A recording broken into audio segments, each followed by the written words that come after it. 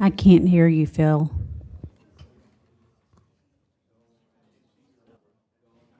I'm gonna leave and come back.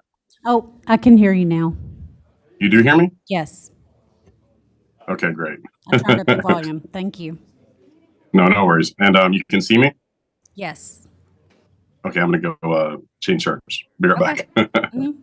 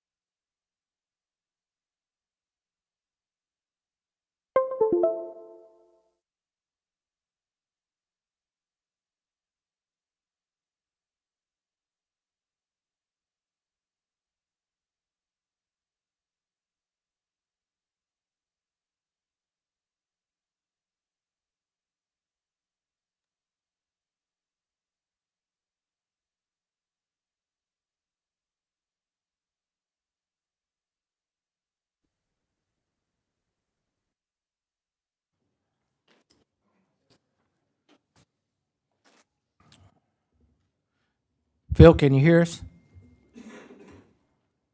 I can hear you. Can you hear me? Yes. Excellent.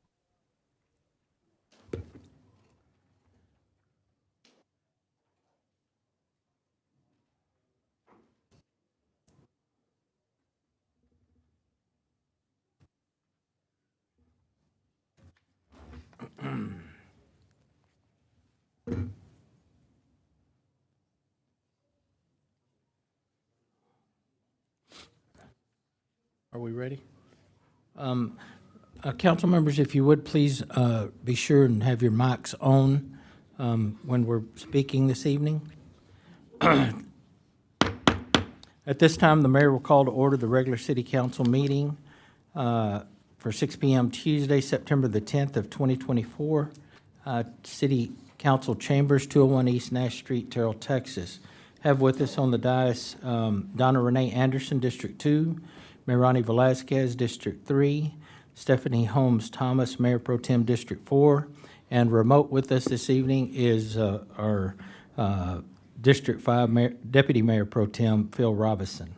At this time, I would like to have Minister Jordan Woodruff from the Rockwall and Bryn Church of Christ come forward and lead us in invocation. If you would, please remain standing for the pledges, and then, Minister, if you would just wait a minute when you're done. So Yes, sir. Well, first I want to say my family and I moved here 1 year ago, and in this last year, it's been a beautiful city to live in. So I know each and every one of you play some sort of role in that. So thank you all for doing it and keep up the good work. And I think a lot of that is credited to putting God first. So with that, let's bow and pray.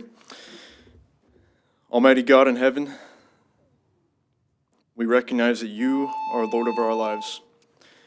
We thank you for the blessed opportunity to follow you, to know you, and to serve you. Blessed be your name, Lord. And God, right now I ask that your name be glorified in all that we do here in this city.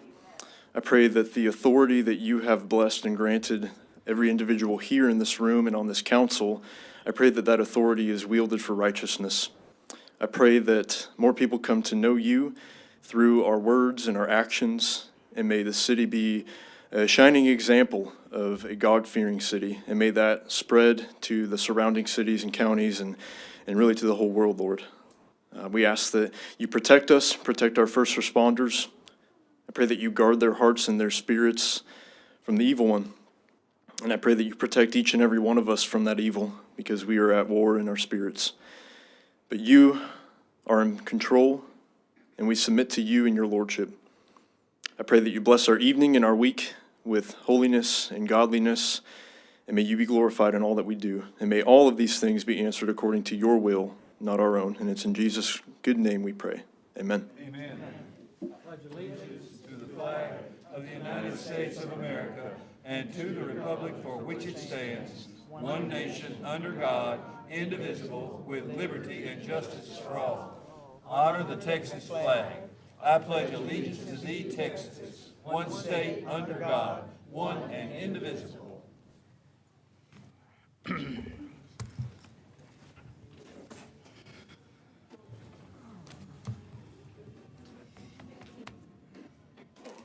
Okay.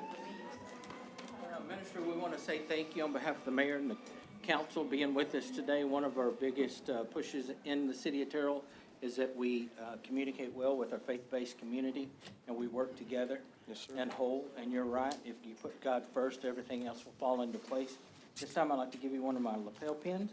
Okay. That's what I wear on the dais when we have our meetings and when I'm out in public doing city business. So thank you and welcome to the city of Terrell. Thank you. Thank you. Good to see you. Thank you. God bless.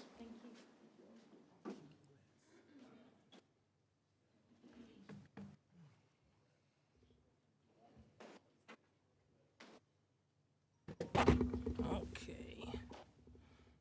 All right, council, next on our agenda is the mayor and council community recognition and events. I want to take a moment and congratulate the Terrell Independent School District on their ribbon cutting this morning on a space that is made available to their seniors.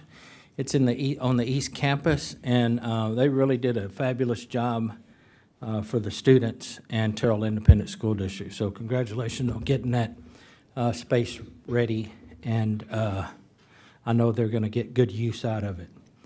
Does anybody have any other recognitions at this time? Mayor, since we have a lovely audience today, grandparents, parents, and kiddos, I do want to put a plug in for our own library. We have what we call a parenting play shop that we are recruiting for at this time. So you can visit the main library to learn more, share with family and friends. And then they always have so many different events now that they're hosting for the little ones just down the street in what used to be the daycare facility. And then we also have like GED classes. We had, I think, our largest ever class graduate maybe like in less than a month ago. So if you know somebody that would like to complete their GED, please have them visit the library. And they just have so many different fun stuff, whether you're looking to make have an activity based on like cats or reading, literacy. There's something for everybody at the library. Anyone else? Again, if you would, please turn your mics on and bring them forward. I just learned and saddened to hear that we lost someone in the community that's been here for a very long time. Good friend of mine's dad, Gabe Musser, his dad, Wiley Musser, has passed. So if you would keep the Musser family in your prayers, and he'll be dearly missed. Our next item on the agenda is Fire Department recognition. This is going to be handled by our Chief Shane LaCroix.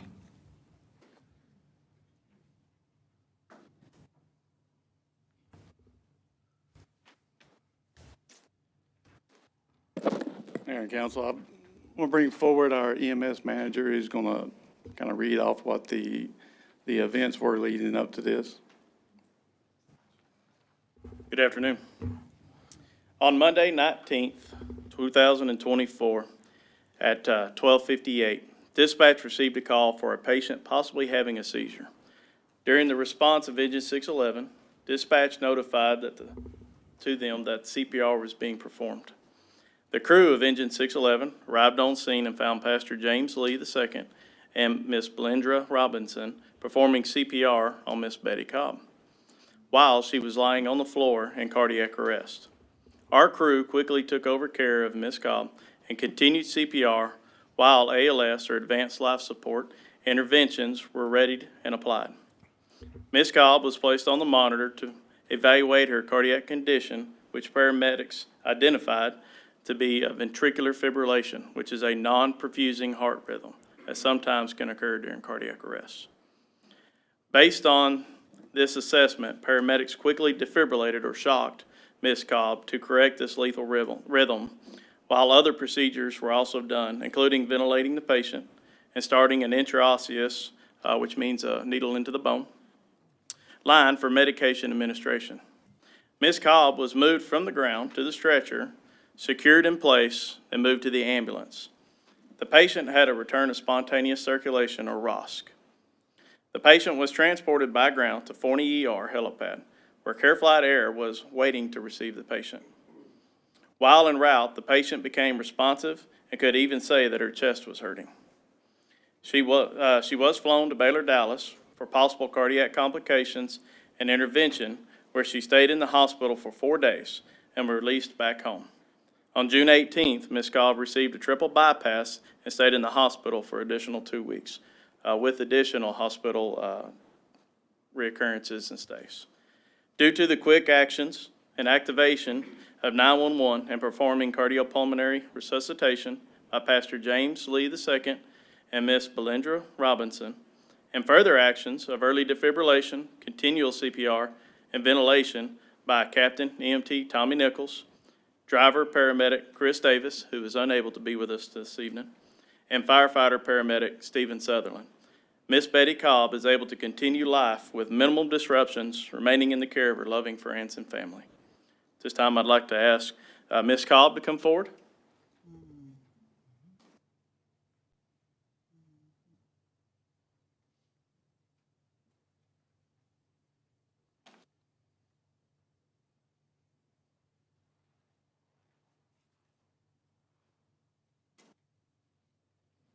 I got you. Wouldn't let you do it alone. And also, may we have Ms. Robinson and Pastor Lee, followed by Captain Nichols and Firefighter Stephen Southern.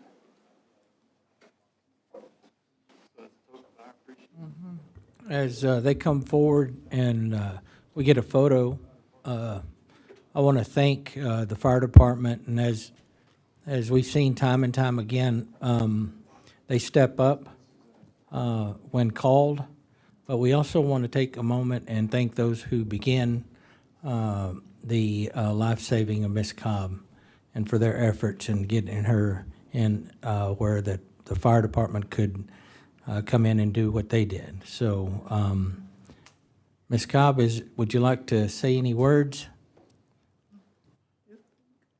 Thank God I'm here. God bless you.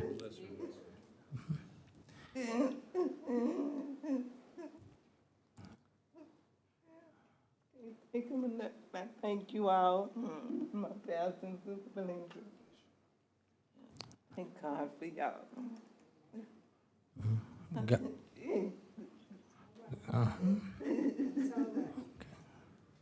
God wasn't ready for you, I don't think, right? Pastor? He wasn't done with her, was he? All right. Well, thank y'all so much for your testimony. Yes.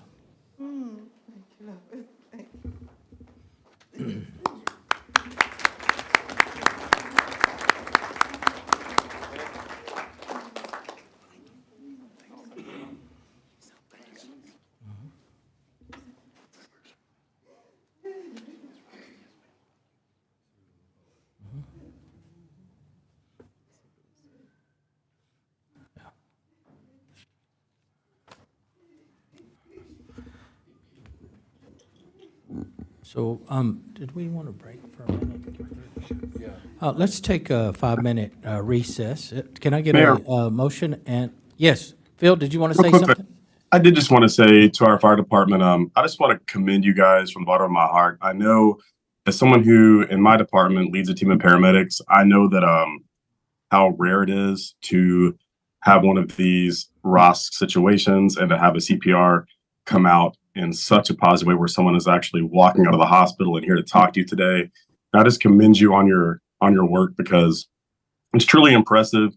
We have an A+ fire department, and I'm just really proud of you guys. And I think it's huge that you guys accomplish this. Thank you so much for your hard work. Thank you, Phil. Anyone Motion and recess for 5 minutes. have a motion? Is there a second? Second. All right. I have a motion from Stephanie Holmes Thomas, Mayor Pro Tem of District 4, and a second from Mayor Ronnie Velazquez, District 3, to recess for 5 minutes. Any objections? We're in recess.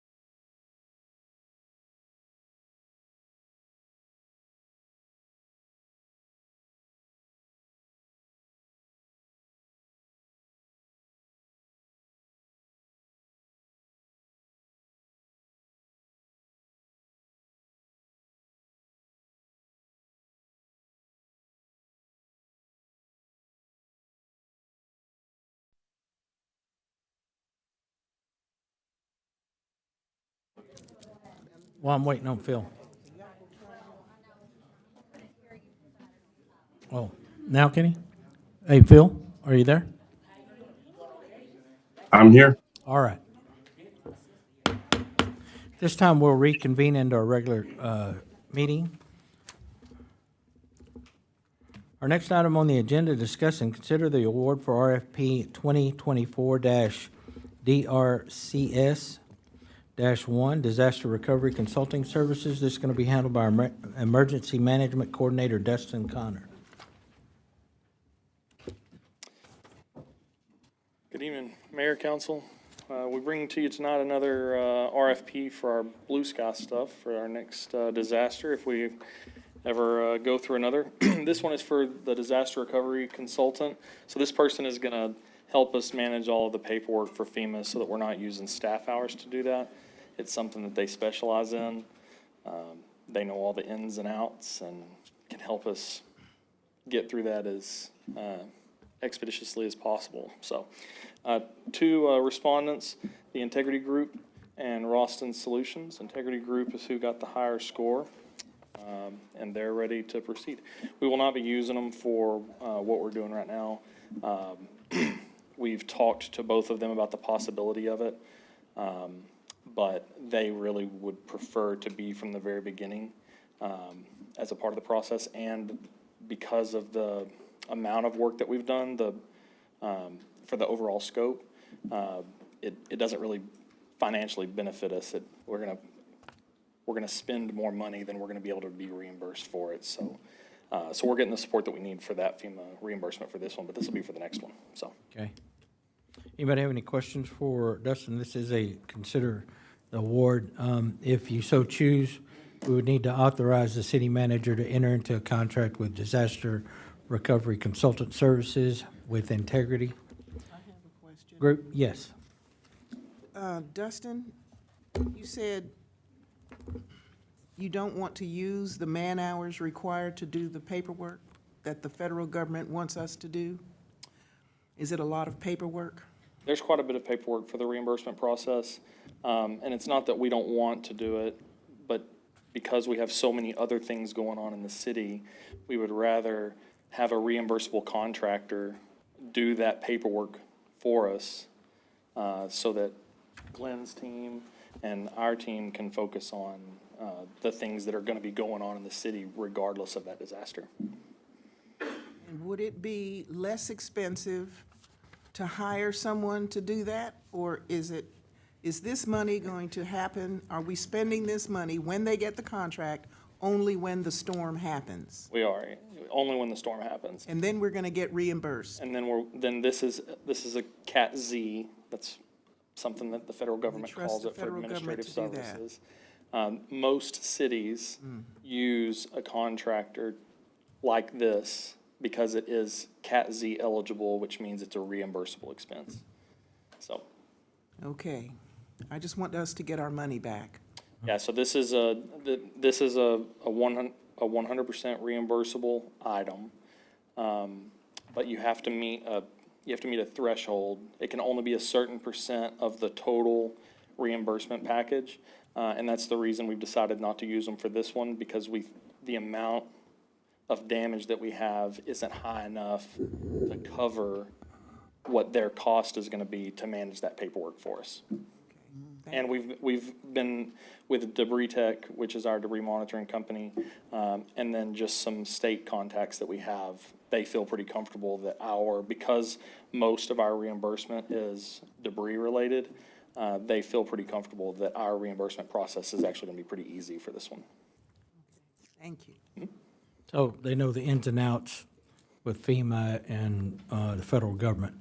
Easier process for everybody moving forward, Yeah, right? so part of the Integrity Group's team actually worked for FEMA doing the other side of the work. So they have the experience. They know how to cross the Ts, dot the Is. That's right. All right. Anybody else? And I have a question about the process, because I was looking at the RFP announcement for the item, and I noticed there was a request to have the proposal submitted, like paper copies at City Hall.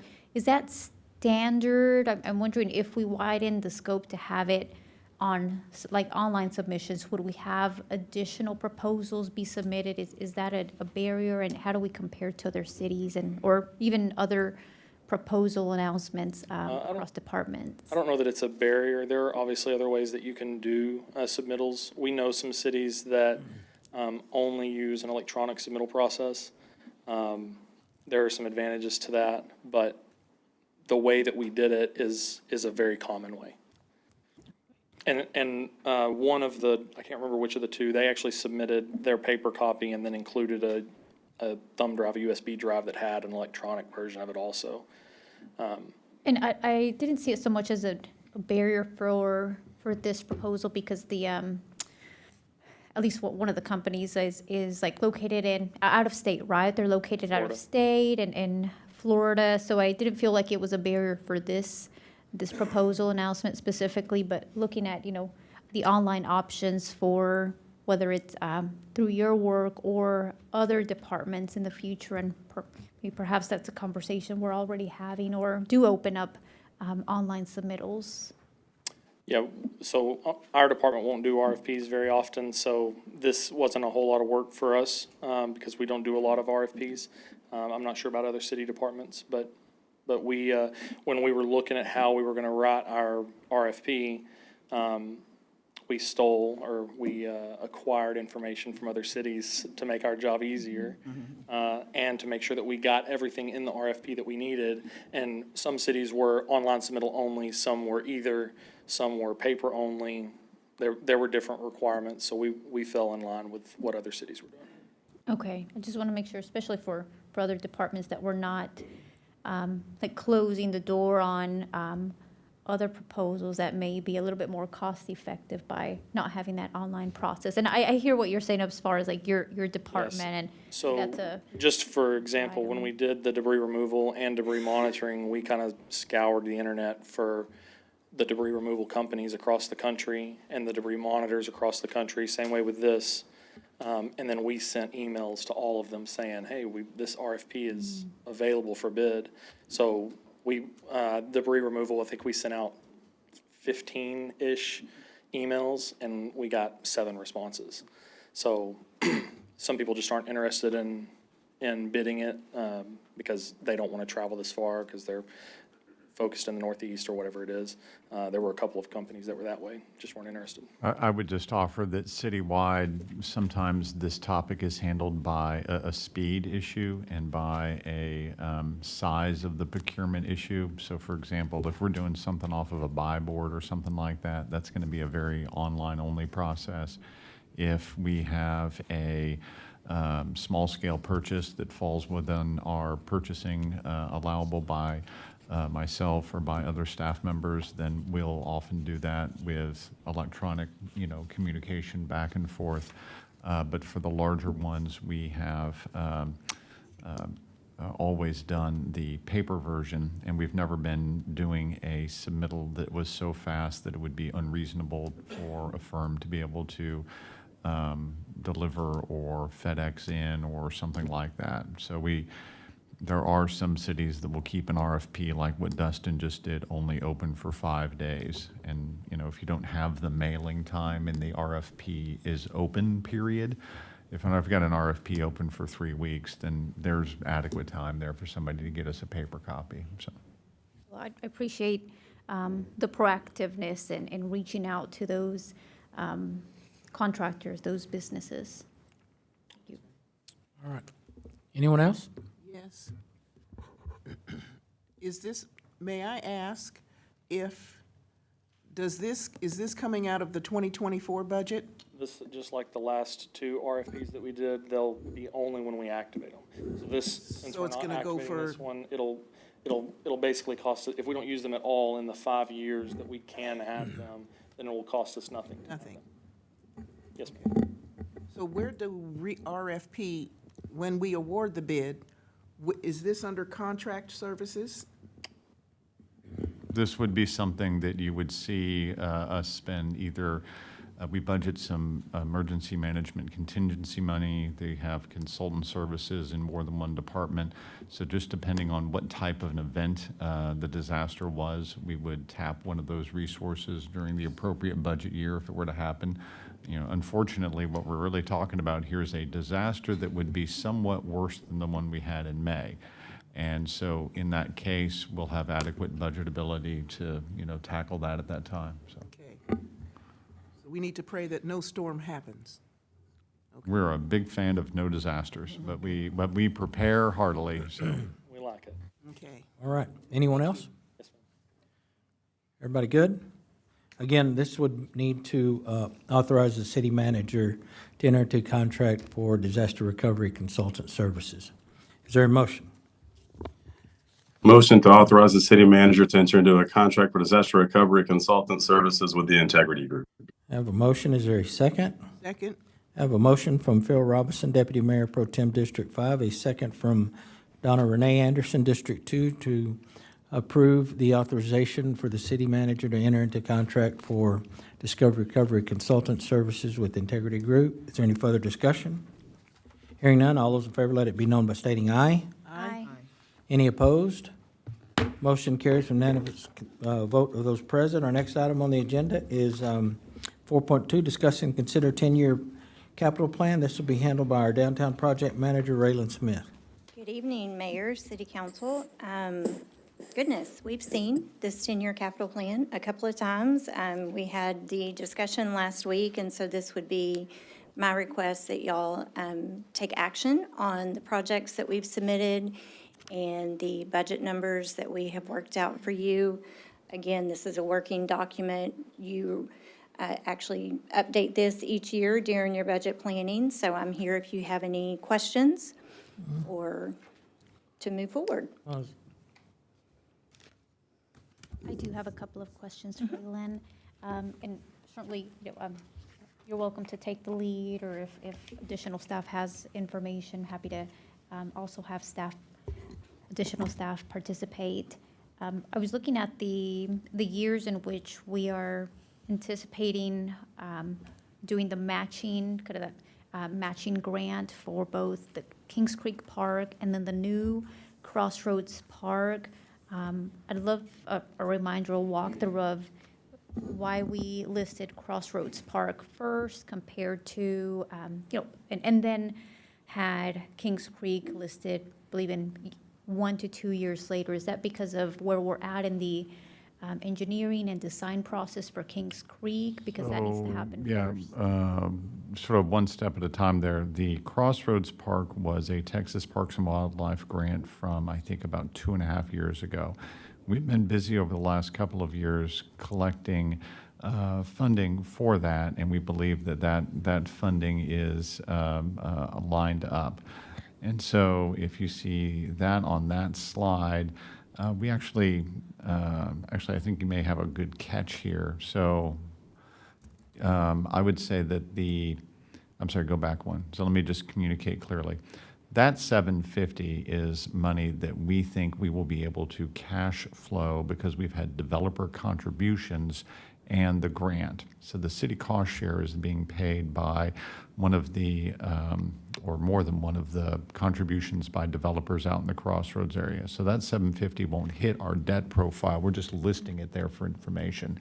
And it's in line in this time period because we think we will be able to get Texas Parks and Wildlife approval of the overall battle plan for that park and actually start construction during this period.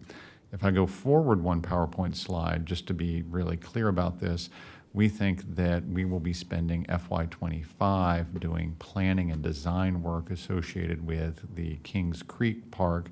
I believe we got back notice earlier this week from U.S. Army Corps of Engineers that our battle plan for placing the trails in that park don't conflict with the wetlands that have been identified in that park. And so that was an important step, but we have other design work that will probably take the lion's share of FY25 to complete. So while we do have the $750,000 grant, it won't be until FY26 that we need to sort out our local funding match for the Kings Creek project, because we wouldn't be able to bid it under Texas Parks and Wildlife rules until FY26. So pardon me if any of that got a little bit garbled, but it's just the sequencing of when Texas Parks and Wildlife is allowing us to do the project in combination with our, how long we've been working on the design of each individual project. So it essentially, what I heard was it wasn't the city making a choice to work on one park versus the other, but it's a matter of the grant source, which is Texas Wildlife and Park, for Kings Creek, where we have to follow a timeline that would put us in FY26 to hopefully spend the money then in the $750K then. Yeah, I think that's an excellent summary. We'll take that 750, we'll combine it with 750 from Texas Parks and Wildlife, and we'll be able to build that project in that period. And then I'm also hearing that the, for Crossroads Park, the $750K, or am I hearing you say that we actually won't be spending $750K ourselves, but we have Just to for, list it? yeah, just for clarity sake there, we could have actually listed a larger number there. We've received developer contributions in excess of $750,000, which will be used to match with that Texas Parks and Wildlife grant. So the total spending won't just be the state-required $750 on Crossroads. It'll actually be all of the developer contributions plus the Texas Parks and Wildlife grant. I don't actually have that number off the top of my head, but that's got funding from a variety of sources due to the development issues out there. Thank you. And my next two questions, I'll try to combine them as best as possible. It's related to Terrell State Hospital and the traffic. We're finally going to be moving off of Bryn Street and the neighborhood to Highway 80 in the future when the construction is complete for the new Terrell State Hospital entrance. But the work that we're doing to push to rebuild Bryn Street, and then also the work that we're hoping to accomplish with updating capacity for sewer, I believe stormwater and water as well. But is there any reason why we're not kind of having a placeholder on the 10-year capital plan in case those requests are not So, yeah, one step at a time. There was a small dollar amount that was included in a previous borrow for the new entryway to the state hospital. And our process there was that we were acquiring the land for the new entryway, and there will be a intersection of US 80 and that new roadway. That was a major goal that we had, just kind of informing folks who may not have been aware of that. But so we've been working through the process of doing that engineering work and doing that land acquisition. That's our contribution, and that was funded under previous council action. The parts that you're referring to are our request that we've made to the state hospital and to the state of Texas related to roads. So we're requesting that they assist with building a construction road on the north side of the hospital, with rebuilding a portion of State, and rebuilding a portion of Blanche, and rebuilding a portion of Bryn. The Bryn portion is from the entryway all the way over to State Highway 34. And then Dulles as well. Dulles will move off system. Right now it's Spur 87, and that will come off system and be a city street instead of being a TxDOT street. And then we've let them know about a few $100,000 worth of water expenses that they need to be helping us with on the outside perimeter to make sure that there's fire flow for that new state hospital. And then you're right, there's quite a sewer concern that we're just really at the beginning stages of working with them on. I don't anticipate that any of that will turn into a FY25 number.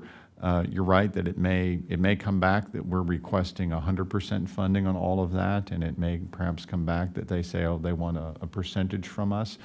Because we won't know that until the end of the legislative session, and that'll be around the time you're updating this document again, we just felt better, instead of speculating, to just sort of hold off and wait and find out, okay, we're hopeful that we can get 100% funding on those items, but we won't really know until, I'll call it, early June next year. That's helpful. So it sounds like a calendar reminder to, at the end of the legislative session, the next budget cycle, to really hash that out and maybe I think hopefully that not, is an hopefully excellent. not have to advocate for us to put more, to Yeah. put money in there, but Yeah. actually receiving money from the state. Excellent, yes, I totally agree. For next year's. Thank you. And those slides that have the COs on them, those are certificates of obligation? Yes, ma'am. Those are loans Yes, ma'am. that play out over the 10-year period? So this list that you see here, this summary, those are previous certificates of obligation. And so in your budget book, when it's complete, you will see the payout of each one of those COs. There's actually a payment schedule that will also be in your budget book. So I think generally you're looking at 20 to 30-year borrows. And so we have maturity dates that are locked in, and so these are the COs that have already passed. And the project that they were Yeah, passed and the for. projects that were associated with them. Okay, thank you. I was looking at a capital year, the plan, a year of 2031 to 35. And this has always been a concern, and it still is. Looking at trying to take care of our issues with citizenship safety, and it looked like we're not going to really focus on that project until, 6 to 11 years later. The fire station that we may need a little So, north of town. Yeah, let me kind of explain how this is set out. So when you look at, let me see, where did we list that first? So in your fiscal year 27-28, and I'll go to it here on the screen. The 27-28 detail, what we have listed there is, okay, fire admin or fire station 1 relocation.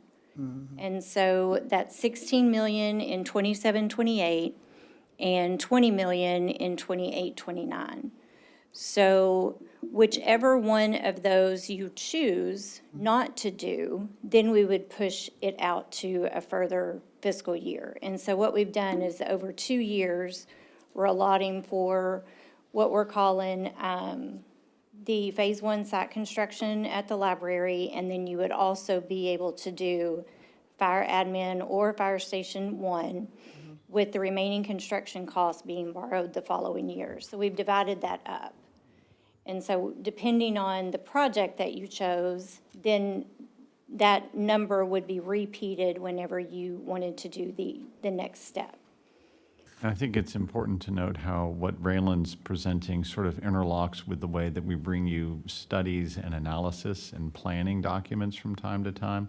So, for example, under Shane's presentation here later, he's going to mention, oh, okay, as we're wrapping up decision-making related to Fire Station number 3, we are going to request funding for a little bit of study on, okay, what really is the next best decision to make with fire facilities? It's clearly an incredibly important decision for us. We're expressing a little uncertainty here and a little bit of council room to make a decision, but how are we going to put legs on that and help that decision get made? You'll hear Shane LaCroix recommend a planning study that we would do during FY25 that would assist us in making those future decisions. Okay, yeah, I was just concerned because I saw it. What's the significance of it being here if we're going to be working on that a little sooner? Is it just? Just to make sure that we have that placeholder and we're putting those costs into consideration whenever you're projecting future borrows. So that may change fiscal years, but at least we've captured the total budget. Thank you. Anyone else? So at this time, this is discuss and consider the 10-year capital plan. We would need to adopt that as presented. Mayor, I do have one final Yes. question, because I was under the impression that we were done with the Temple Stallings drainage project, but I see a note on the presentation here that it's still in progress. Do we have some lingering items That was completed this summer. I will update that.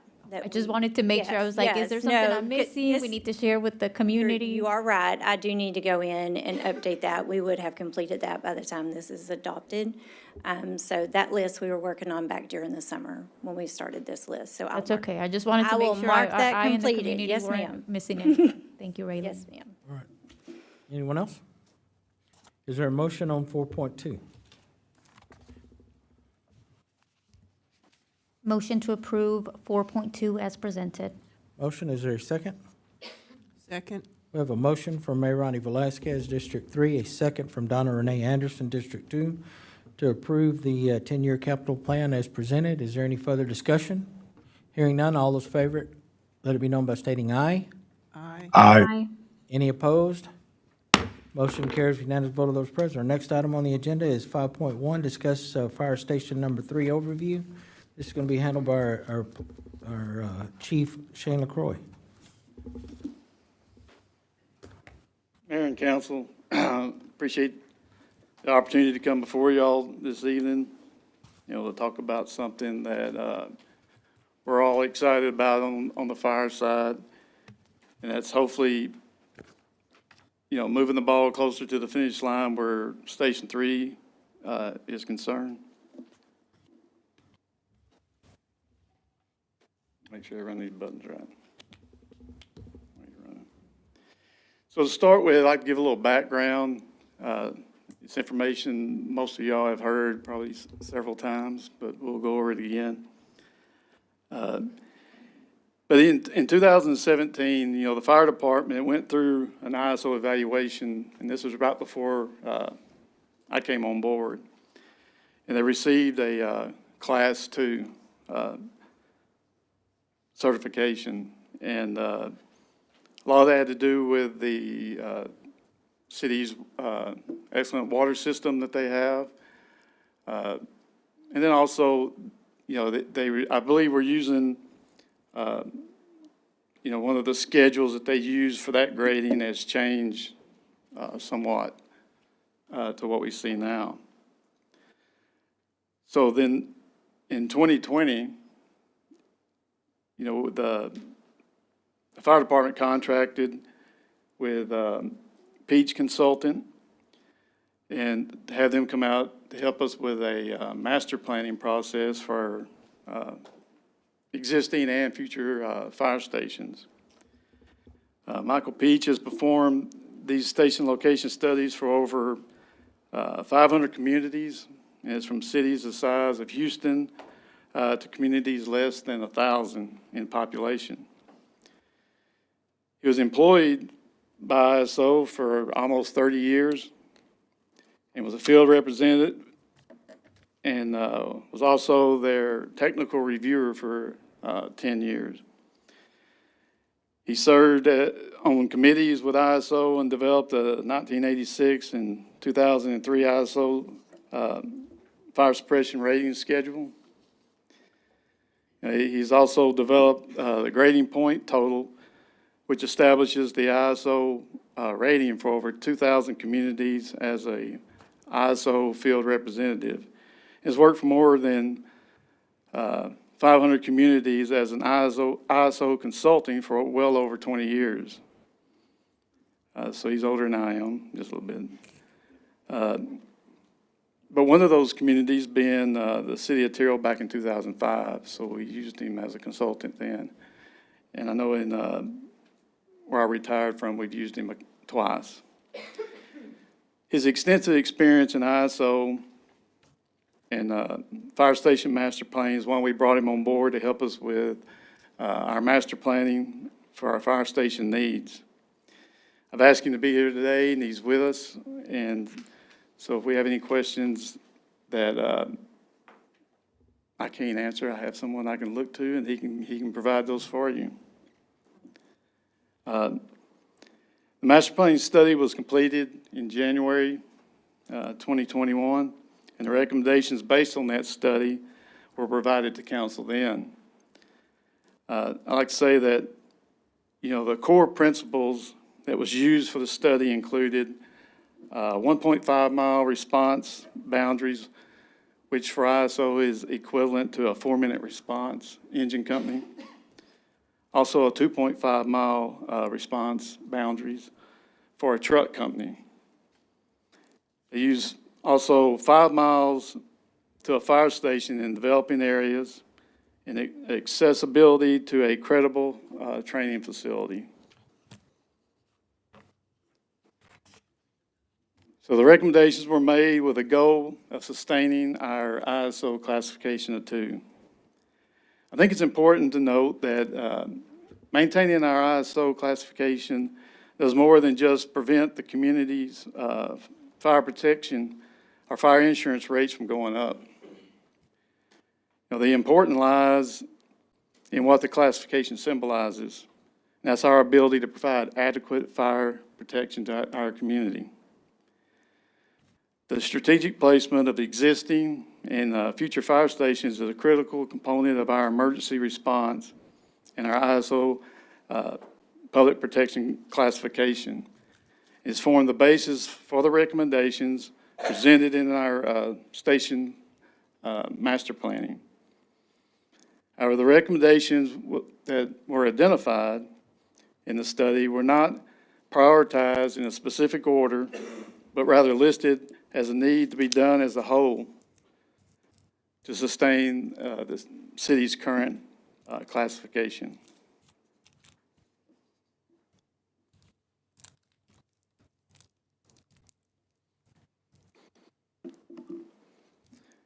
So the recommendations of the study was, first, erecting Fire Station 3 on the southwest side of the city. Also relocating Fire Station 1, Fire Station 2, and then building a credible training facility. Just as a reminder, what a credible training facility is, it's a 3-story or taller drill field that has a resistive fire smoke room, and that it's on at least 2 acres of land.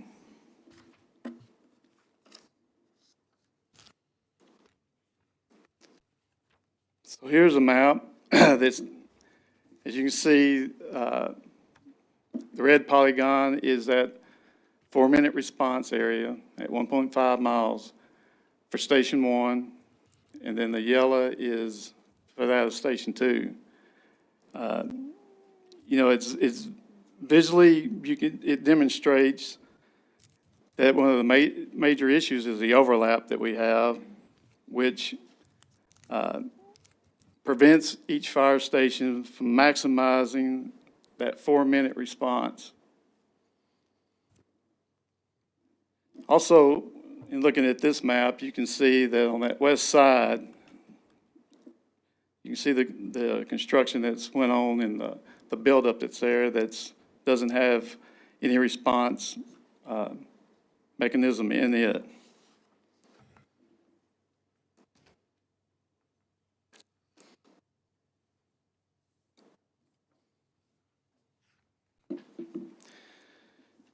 So on this map, erecting a fire station number 3 on the southwest side of the city, you see how it fills in the gap. The yellow polygon identifies Station 2. The red is that of Station 1. And now the blue would be that for Station 3, which all identifies that 4-minute response at 1.5 miles.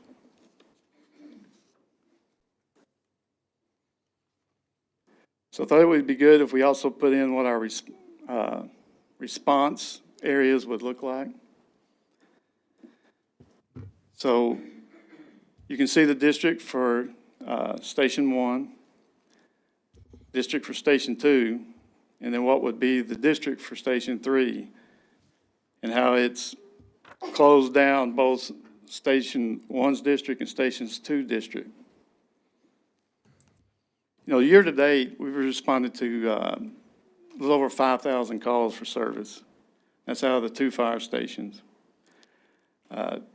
To give us a reference, if you look back at 2016, which is 9 years ago, our call volume was 3,000 calls. So that's an increase of 65% that we're seeing in run call volume. Fire Station 3 will allow TFD to effectively, respond to these increased service demands now and well into the future. Once Fire Station 3 is operational, it will impact our service delivery envelope in several ways, such as it's going to provide for a faster fire and EMS response in that assigned area. It will also add a needed resource to our initial fire alarm, our fire deployment, which will move us closer to meeting, the minimum staffing and response recommendations of NFPA 1710, which is considered the industry standard and is what ISO uses as well. It will provide both Fire Station 1 and 2 the ability to remain committed to their assigned districts, which will reduce their response times within their districts and reduce the wear and tear on the vehicles due to the mileage. And it will also provide additional layer of coverage to assist us with our increasing overlapping of calls.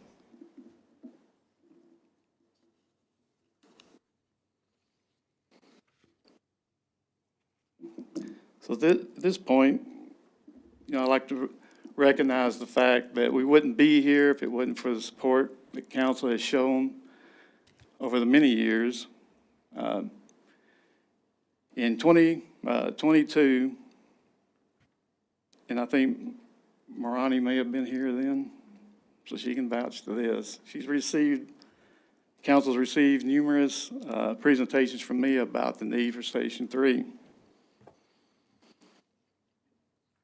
In 2023, council considered and approved the following items that required us to move forward with a Fire Station 3 project. The purchase of 2 fire trucks, the purchase for the site for Fire Station number 3. Also, 2 resolutions, 2058, and the current one is 2137, that allowed us to apply for the SAFER grant. We've approved a construction manager, agent, and also an architectural firm that you'll hear from both, probably hear later. We did the issuance of certificate of obligations to fund the fire station. And in 2024, just here recently, we were able to early release for the generator and the electrical gear switch for Fire Station 3 so that we can try to meet the deadline of the anticipated opening of that.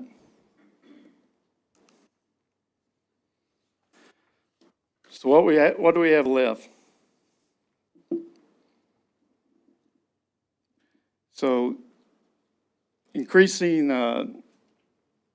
or what's still in the process is working on increasing our staffing levels, which we've done with identifying that in the FY 2025 budget. And also, we have a civil service ordinance that would change to show that the addition, as well as the 4 captains and 3 drivers that we would need to promote. The purchase of 2 frontline apparatus to increase fire department fleet, which we're in the process of. They've been ordered with expected delivery in January. finalize construction pricing, initiate construction of Fire Station 3 at Rexville and Apache Trail. And I think, Raylan, I'm going to be bringing you more on that as soon as this presentation is over. And then develop a contract for the next steps, stated, identify upcoming capital, operational, and ISO priorities. And that alludes to what Mike had mentioned earlier. Be happy to add. All right, Chief, I want to thank you for giving that presentation and reminding us that we're here when you first started in 2019, or I think that's when it began, right? Or 2021 we started. So in a matter of 3 years, we're able to be in a place where we can start construction. We've got the 2 fire engines ordered and on their way. We were briefed by not only you, but also Michael Peach, who is a well-renowned person who deals with fire stations and also the ISO ratings. I know there's some who might question or building a fire station number 3, but I would argue that because we moved forward when we were given the information that we received, we're in a better position today because we acted on that information and moved forward with it. It wasn't easy. We had options. We had choices. We could have gone to trying to get Fire Station 1 and 2 the separation that it needed. We would still be out, though, in the area coverage for Fire Station number 3 had we moved that way. So I'm just glad that you're able to remind us of exactly how we came to where we are today and why we're here.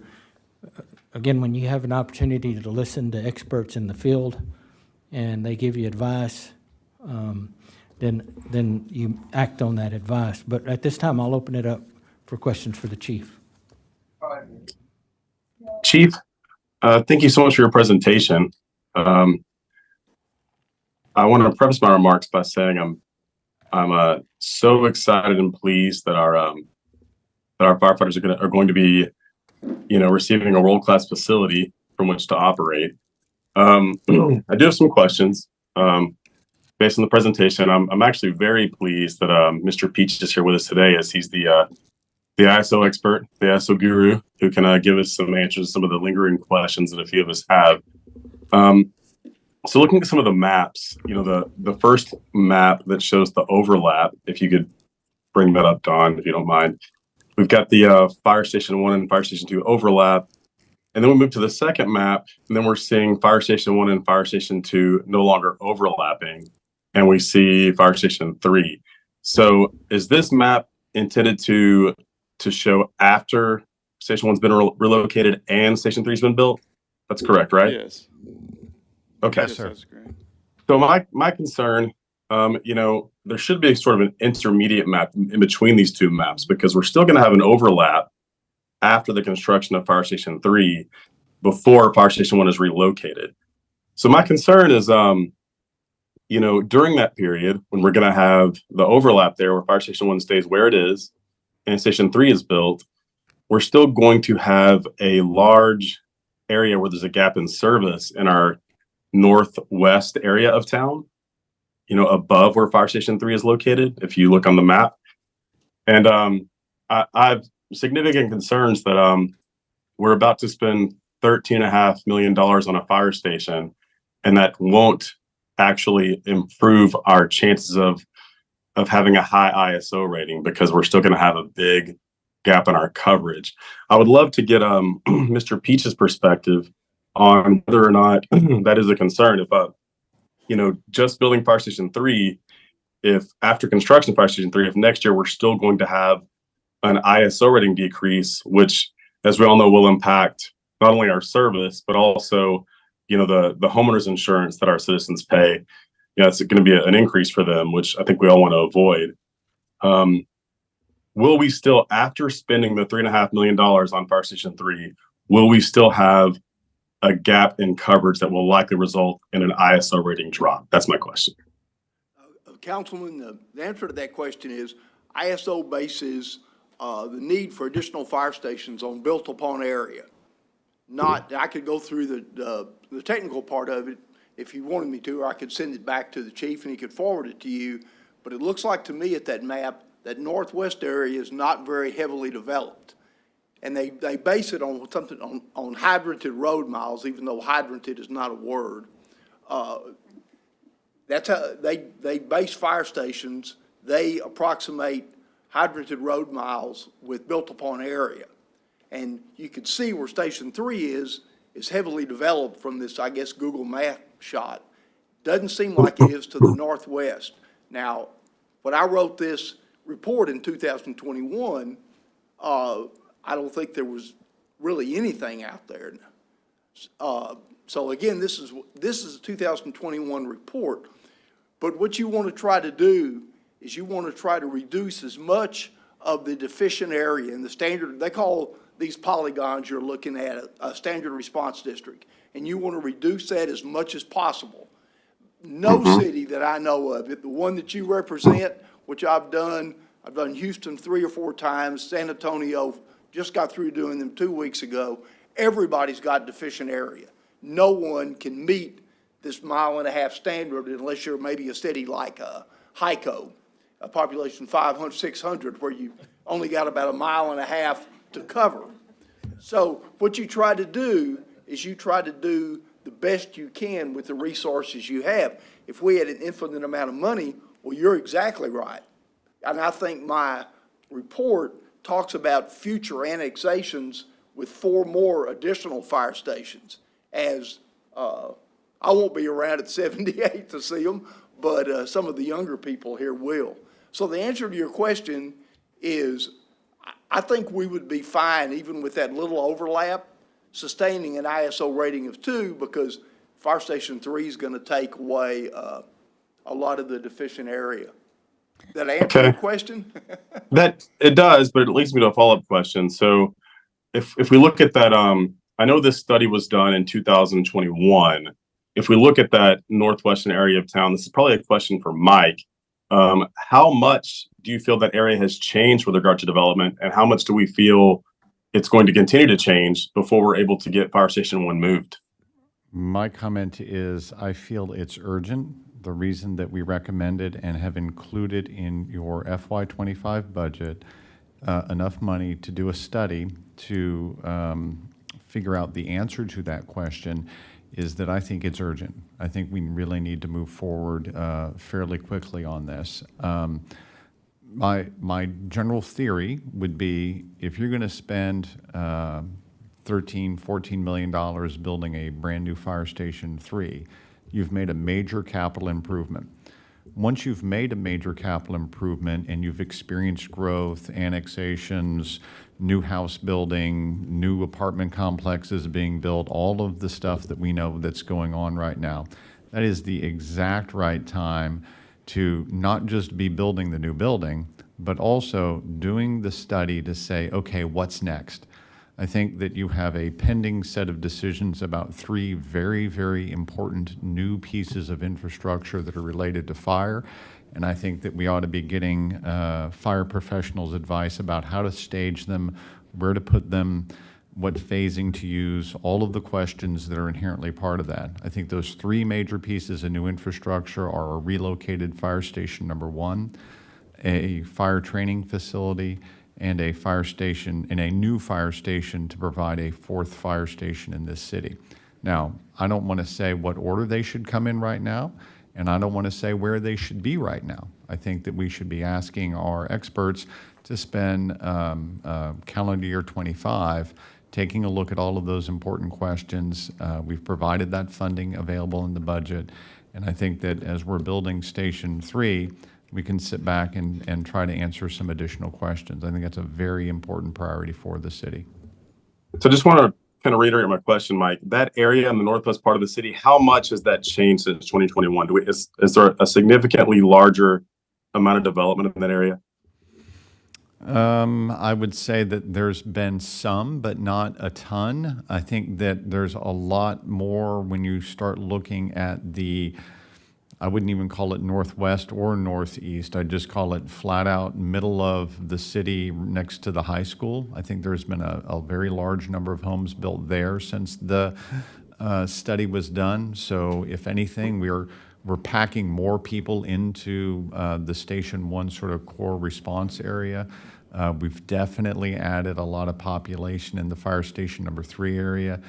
As you know, my major concern has been the more we run calls from Station 1 and Station 2 out to the Crossroads area where we're building Station 3, that was our real operational concern. And when we started getting back these stories of Station 1 engines, Station 2 engines, they're been called out to something where we're going to now build Station 3 out in the Crossroads area, and they've got to haul all the way back to their, what I would call their natural service area before they can respond to a call.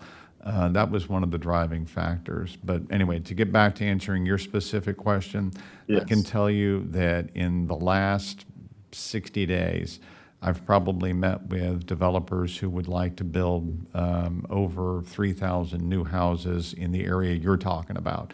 And so it's urgent, and we've already brought up to developers the need to donate additional land for new fire stations. I think concurrent planning of new fire stations and new developments is incredibly important. Arboretum Estates is donating 3 acres for a new fire station, and we're going to keep working with developers on making sure that to the maximum extent possible, we're locating those fire stations in good locations, getting donations of the land, and just being as prudent as we can about it. We've got the Evening Star development coming as well in that area. Is that correct? Yeah, Evening Star would be more running up State Highway 34, and there's a development, a different development of 450 acres just south of Evening Star that is already committed to do a fire station donation that's just barely kind of north of Town North, but south of Evening Star. Okay. Well, so my concern is, I'm obviously concerned about what we need to do in the future, but my biggest concern is what we should do now. And when I think about it, we're spending $13.5 million on a new Fire Station 3 to cover the southwest corner of town. We've got significant development coming in the northwest corner of town. I still have reservations about how we're approaching this, because to me, it would have made more sense to build 2 smaller fire stations as opposed to 1 large fire station, one in the southwest corner of town, one in the northwest corner of town, to kind of get ahead of the game instead of our old pattern of kind of consistently staying behind the 8 ball, get out in front of this because we know it's going to be in need. I truly hope we're not revisiting this in a year, 2 years, and we're being told, oh, sorry, we didn't build a Fire Station 4 when we should have done it, and now our ISO rating is dropping, and now we got to tell our constituents, hey, your homeowners insurance is increasing. To me, it would make a lot more sense if we were able to take that money, divide it, build 2 smaller fire stations, one in the southwest corner of town, one in the northwest corner. I know we've done some of the engineering. We're talking about a $13.5–14 million project. The fact that we've done some engineering on it doesn't mean that we've gone too far to change course.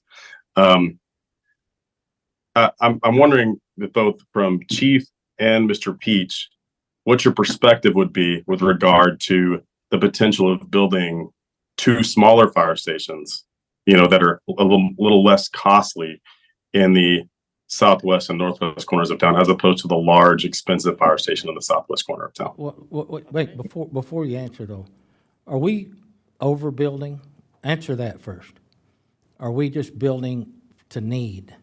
We're building There's to a need. difference in just, if, it's not we're not building a massive fire station, we're building the need for that area. Is that right or no? That's correct. Okay, so, all right, so go ahead and answer the councilman's question. What I think is missed here is when you're looking at ISO, a fire station is just a building. Mm-hmm. You get no credit for a fire station without a pumper, and it's called an engine company. So a fire station over 50 or 60 years is going to cost, in today's dollars, about $60 million over the perpetual of that fire station. So when you get ready, if you tried to split them, which I think you could sustain a two without doing that, but that's, Councilman, that's you and the council's decision. You're also going to have to add an engine company, and you're going to have to add 10 men to make a three-man shift.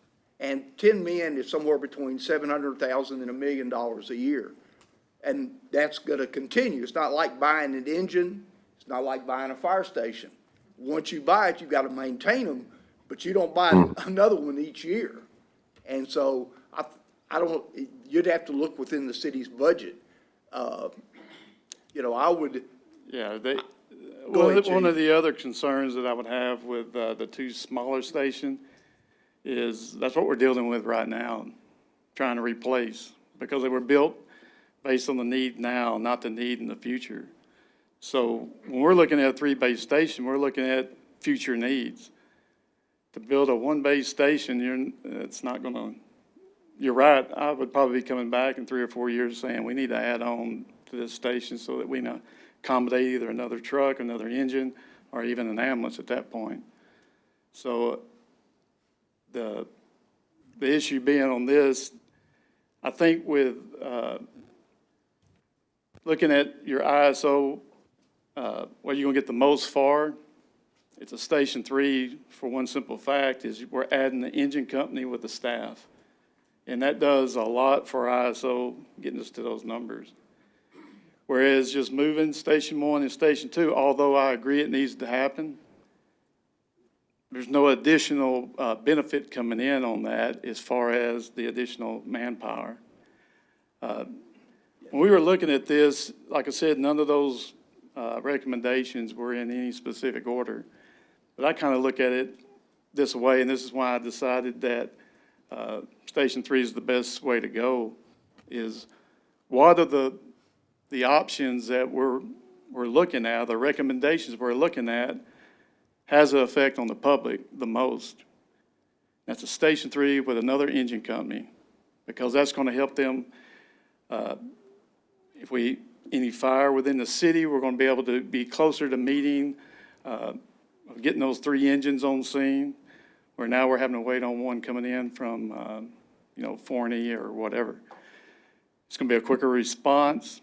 And that ISO looks at fire, right? But the benefit of that is EMS as well.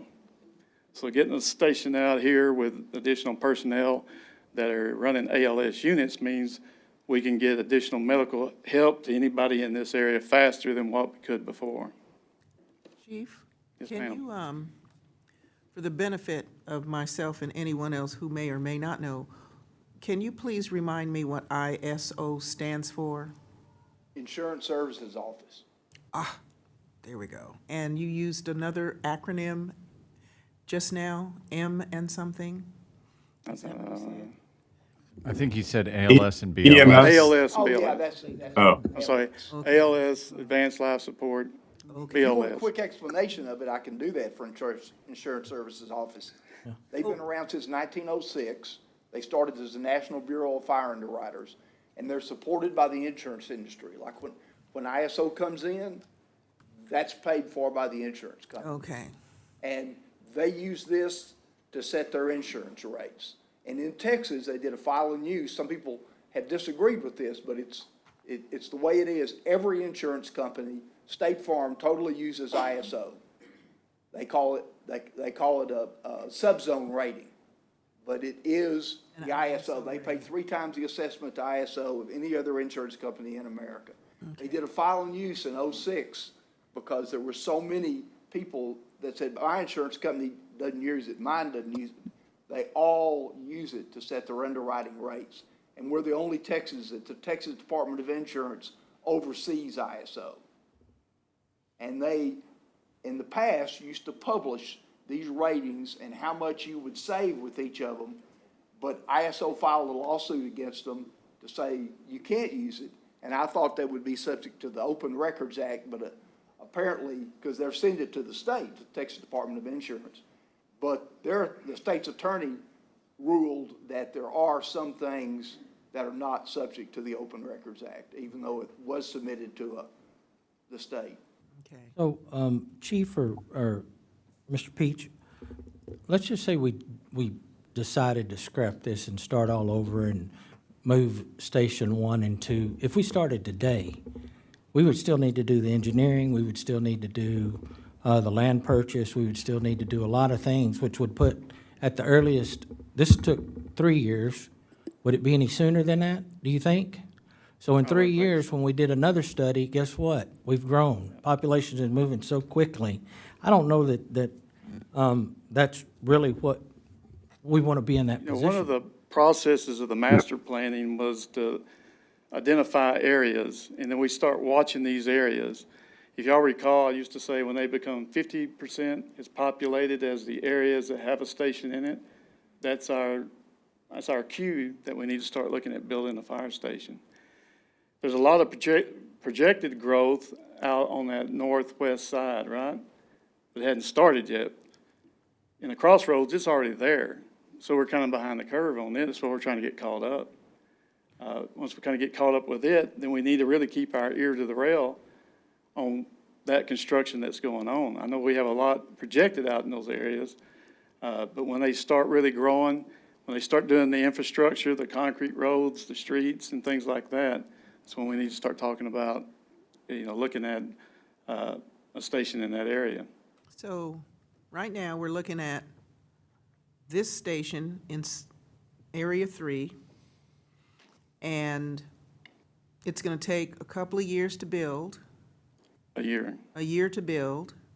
or less. And, okay, that's good.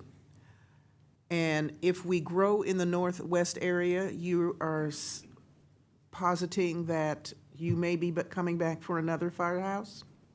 I'm saying sooner or later, I will be. And if we did 2 smaller ones, would that help versus Well, the you need to one? understand, You have to, like Peach. I'm just asking, he put it out there, so I'm just saying, you're the fireman, I am not the expert. yeah, if we wanted to So I build need 2 you right to now, tell I'm me- on board with it. See, you're gonna have to put an engine out there, and you're gonna have to staff it. So instead of staffing, the real cost of a fire station is the fireman. Yeah, That's the real cost. That's $1 million a year, and fire stations 16. last 50 or 60 years. yes. So you're not just putting 2 buildings out there. You gotta put people out You with gotta the put the buildings. engines. And apparatus. And they're gonna be replaced, I mean, every 12 to 15 years, depending on the call volume here.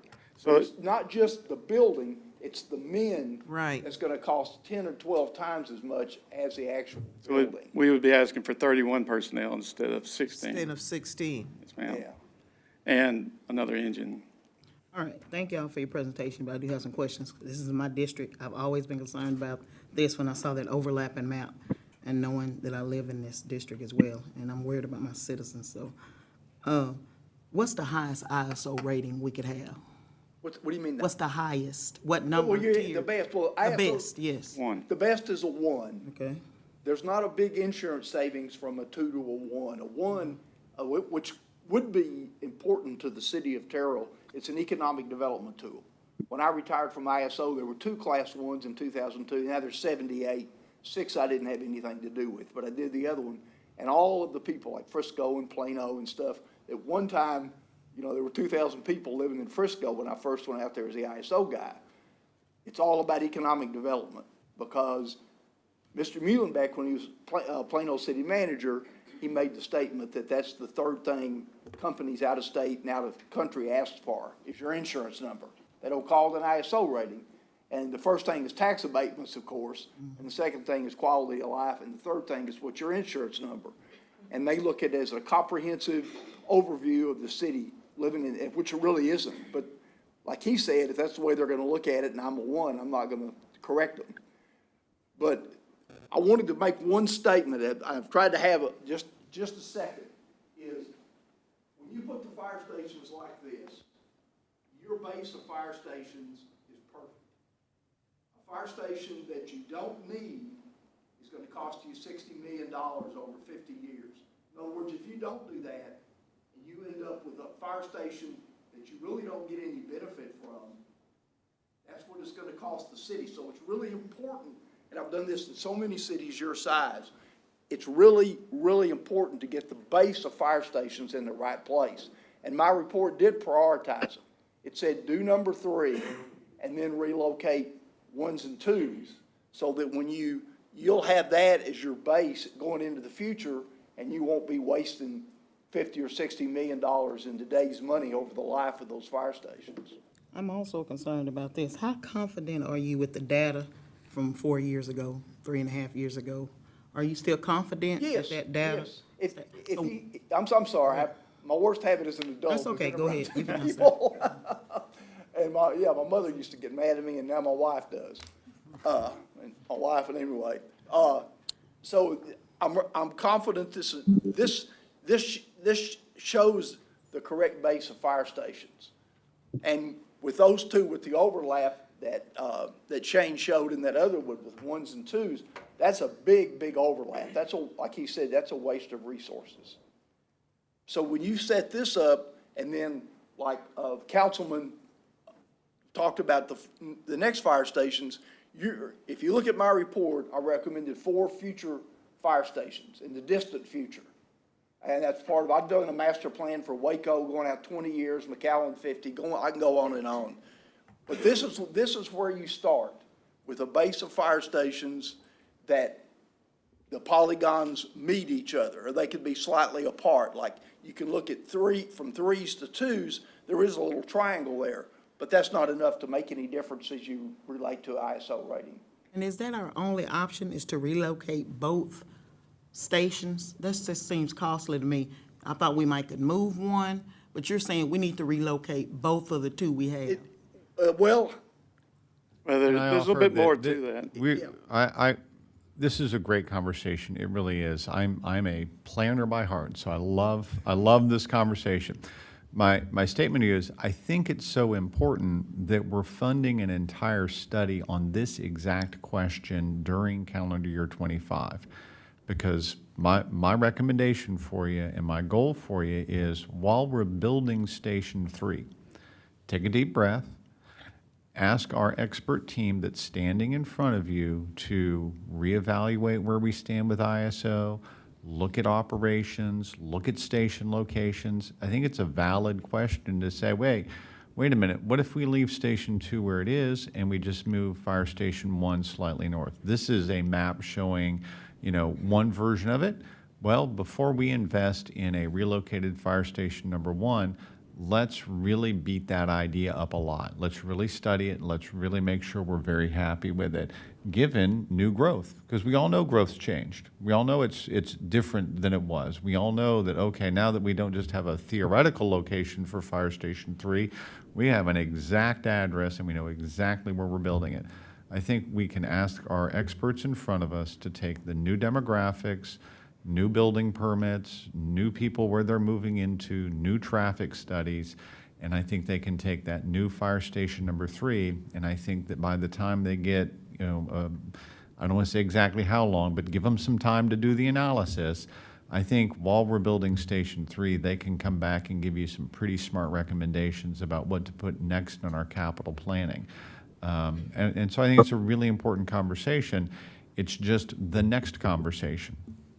Can you But Mike- would you please answer that question, please? If we did what he's talking about, we could do all kind of scenarios with that. Okay, let me see what my question was. My Okay, I'm question sorry. was, Well, the moving. something about 2 stations. It seems like costly to relocate. You said this is about priority. Your second recommendation is to relocate both fire stations. Yes.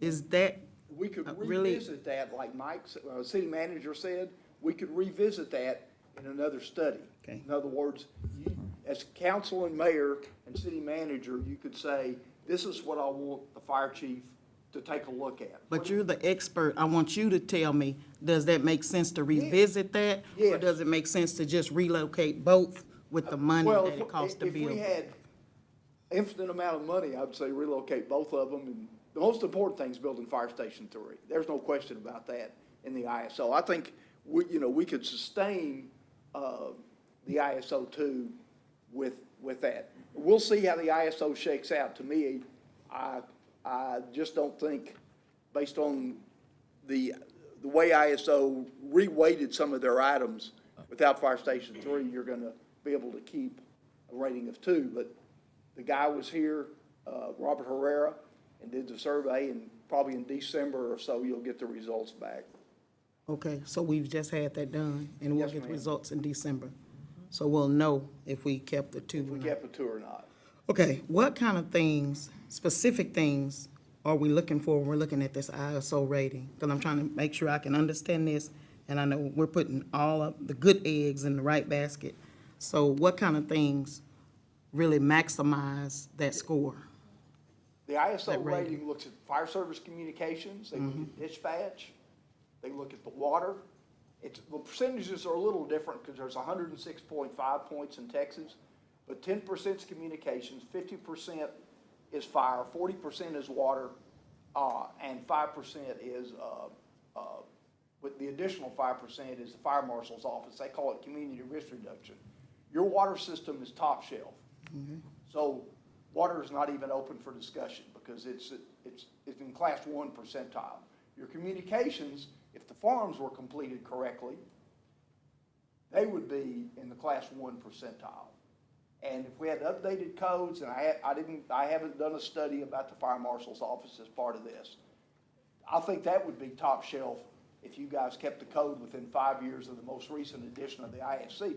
The only thing that is going to keep you from sustaining the 2 is going to be the fire department. And that's pretty inherent in every city I go, because this schedule is weighted where they're a lot harder on the fire department with their standards than they are the water. They've never, kind of like the justice system, they've never got it quite lined up. It used to be years ago under the 74 schedule, it was a lot more tough on water than fire. Now it's tougher on fire. So basically, you know, we take a big hit in training because we don't really have access to a training field. And I don't know exactly when the guy came last time, but at one time you could use off-site places to train. You can't anymore. So you don't have to have a facility of your own, but my understanding from Shane is you'd have to go to Dolphin Road on I-30 to Dallas's training field. Or Rowlett. Or Rowlett. And you don't have, in my opinion, and he's a fireman, I'm a civil engineer. But my opinion is you'd be taking too many resources out of the city to protect your citizens to drive that far to a training field. So is there anything directly related to, is it a criteria to affect that score based on, because I keep hearing the thing about the training facility, is that built into that score? Yes, ma'am. Okay, I didn't hear that. What is that called? It's just training facility? or- It's called training, and it's worth 9 points. And to get a little bit in the woods, there's something called divergence. So it's really worth 12.6 points.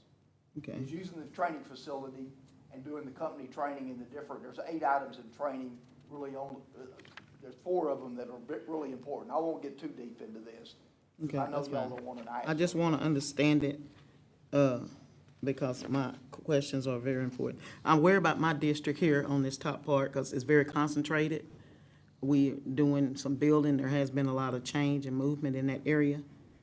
And I misspoke, I said we had 3 schools, but there's a school across the street from my district. If I walk across the street, it's mine to me. So that's why I'm so concerned about this overlapping, because we jumped from 1 down to 3, and if this is the priority, if it's in a priority list, it's just like, I don't know if the training facility is needed, but I'm looking at what can we do best to serve our community members? Well, the training facility also has shown over the years to really add to the morale of the firefighters. Because now they don't have to just walk out on the apparatus apron and do their training. I mean, they have especially the young guys, somebody maybe Shane's age, he wouldn't be too interested in doing rappelling and stuff all day, but the young guys like that stuff. It's really a morale booster. And I don't know if Shane has got you the numbers on them, but I don't think they're overly getting the land to put them on is what's expensive. And if you've already got the land for Fire Station 3, you could put the training field on that property, I would imagine, can't you, Shane? We don't have adequate land at the Station 3 location, but How we many are. acres? We own 3, and the development of the station itself, plus the drainage we had to do, will eat up the whole chunk of it. I will say, not to get us bogged down in the details of it, but we are actively negotiating with one of our development partners for a donation of a training field land. So that's high on the priority list. What determines how frequently we do these studies as a city or municipality? Have ISO come? No, just the study, is it just based on growth? How would you say, hey, I think it's time for you to do this study for fire, the advancement? Cities your size, it's just like the city manager said, is that you need to do it when you think the other report might be outdated. And if that's the way Mike feels, then it's time to do another one. And I've done them again and again, especially San Antonio with 16, I don't know if you've ever been down there or not, but God, that place is just going crazy. But based on your expertise, you said you think this I report is think, still yeah, I good? think based on what you're saying, you need another study. I mean, I'm not an expert. No, but I'm saying you're concerned think- about the overlap, and do we really need to move both of them or just one of them? Well, then, that wasn't in the 2021 study. We didn't do a what-if scenario. Okay. All right, thank you. So, real quick, based on the 2021 study, the locations that we're looking at for Fire Station 1, Fire Station 2, and Fire Station 3, which they're not right now, but we're looking at that, right?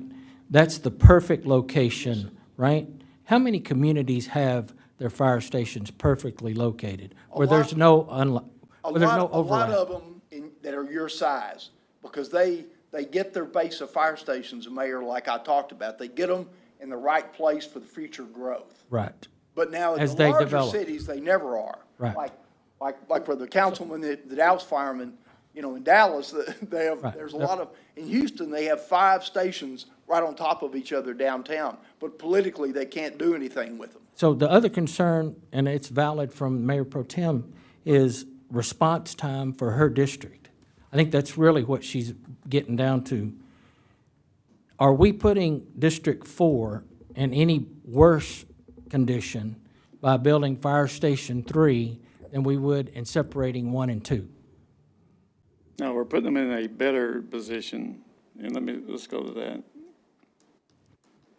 So if we look at the response map, now, if you take Station 3 away, there was that hole over on the west side. Right. Right now, somebody has to respond over there, and it's either Station 1 or Station 2, so that's pulling them away, right? The majority of the time, it's Station 2, because they're already on this side, they're on the south side of it, so they can get there quicker. But then when a call comes in their district, they're pulling from our Station 1. Station 1. Now, when you add Station 3 there, there's no reason for them to come out of district for a response in Station 3. The other key part here is that when Station 1 catches a call, you're going to be insured to get Station 2, who will be there quicker than in some areas than Station 3 would. And now we got redundancy built in to come and take Station 2. If y'all recall, a lot of the things I point out was the overlapping calls that we have. Now, we've been juggling, and we've been juggling for a while, and we've been using the battalion chief and admin vehicles to fill those holes, when we need a engine company to fill those holes. So that's the other big plus for that to come in. Whenever you add a response engine with personnel, especially in another station this way, it's going to reduce the load on each of the other 2, which means they're in District more, they'll be able to respond faster in District 1, District 2. And let me tell you my concern too. Don, would you go to the map where it's overlapping? I don't know if I'm looking at this right, but I think, looking at that overlap, there's a delay in some service because we hadn't taken care of that issue. In my mind, I'd like to see a map that shows with this third station drawn in on this one, is gonna be overlapping, like a trifold or a tripod. So I'm trying to see, I'd like to see that map when that third, I still don't think it's taking care of the people a little more north. I'm thinking about Creekside, I'm thinking about those people, and I just, that's what I would like to see, because I understand the next map, if you go to the next one, beautiful.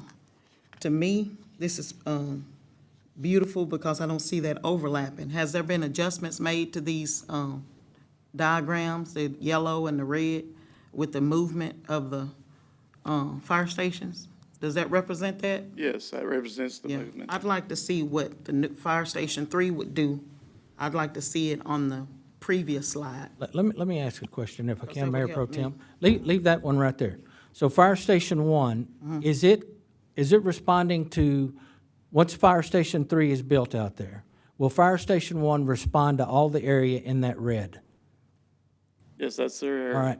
Will Fire Station 2 respond to everything in the yellow? That's correct. So really what we're talking about is the locations of the two fire stations, not the response to those areas. The response is real important to me. Right. It made a difference in Miss Betty Cobb's life. Yes, but So, I that's what I'm think the saying, and it was response means overlapped. something to me. I agree, but it was overlapped. I'm just wanting to make sure that we're clear. Well, even though the fire stations aren't located in the exact right spot for this diagram, you're still gonna have Fire Station 1 responding to the red, Fire Station 2 responding to the yellow, and Fire Station 3 responding to the blue. Is that correct or no? Yes. Okay. All right, looking at the one that's overlapping, this is my last question. Let me get that. Is the response any greater because the fire stations hadn't been relocated? Or is it, the overlapping really it's not significant? That's probably a Mr. Peach question. Yeah, the overlapping of that fire station, the reason it needs to be moved is number one, this is all from an insurance rating standpoint. Okay. It's to help the ISO rating and have set a base of future fire stations where you don't end up like some of the cities with one fire station you don't need, and you're spending $60 or $70 million over the life of that fire station. You've got the perfect time, you've got the perfect setup and material to get them in the right places. And the way I prioritized it was Station 3 and then look at 1s and 2s. And there could be a little overlap. I didn't look at that between new 3s and existing 1s. There could be a little overlap. But eventually, to look at economic constraints, you need to move 1s and 2s. Councilman Robinson's gonna probably kill me, and so is the chief. Forget the ISO rating and the citizens. Okay. I'm looking at response time. Looking at this diagram, does it increase the response time having that overlap of 1 and 2? That's my question. And I've been shooting at it. No. It doesn't increase the response time. It doesn't increase because it's overlap. Well, yeah, like Chief showed you with the other one, you're gonna have, each of those fire stations have their specific district. That overlap is just, it costs money.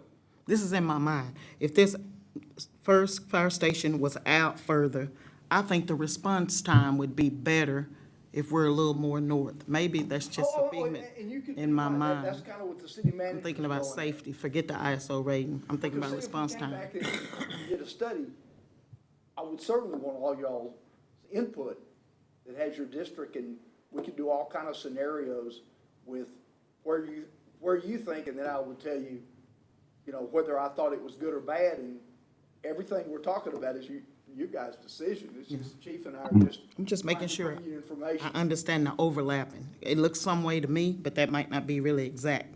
What I'm thinking and what I'm feeling, it may not be what I'm really thinking the overlap is. But to me, it means if this is too far this way and I have some people further out, they're gonna be affected with the response time. Once you moved them, it would get everyone. I'm talking about right now. Yeah, I We're in mean, this situation right now. This is what I'm trying to think through and make the best decision based on that. I think this would be a good thing to look at, is you see the response area, right, for Station 1. That's with them sitting in the house. Okay? if they're over here in Station 3's district or Station 2's district, now what's that response time? It's a lot more. So the more times we keep them in the house, the lower the response time to that area is. Because believe me, I'm all about response time. The quicker we get there, the better, better we can make things. And here's the other, I agree with the stations need to move apart for a couple of reasons. One is to address the response time so that we make sure that we have these distributed where they need to be. But also, Station 1 was built for two people, and I got 4 people in it. We need to move it, update it, and make it a more modern building, the same way with Station 2. So I'm on board with y'all about that. But if we're looking at what's the best thing to do right now, it's Station 3 so that we get that extra engine and those extra personnel available to be used on both fire and EMS, and to help with these overlapping calls and the backup that it needs for each Station 1 and Station 2, because, like I said, keeping Station 1 closer to its district is a goal, because that keeps us within that 4 minutes, or even at the most 5 minutes they can get to those areas. But if they're over here in the west side of town, then they're not the ones that's going to be able to get there faster. And then you're looking at Station 2 responding from Station 2's house all the way out there. Now, what does that response time look like? And how often are our ISOs reviewed? Is it every 4 years, 5 years? They try to do it every 5, but you really don't have to do it until 10. Okay. The State Fire Marshal in Texas oversees ISO. We're the only state with oversight. So what they've said is, when you get all the cities within 10 years, you can start coming back every 5. They'll ask, can I come back?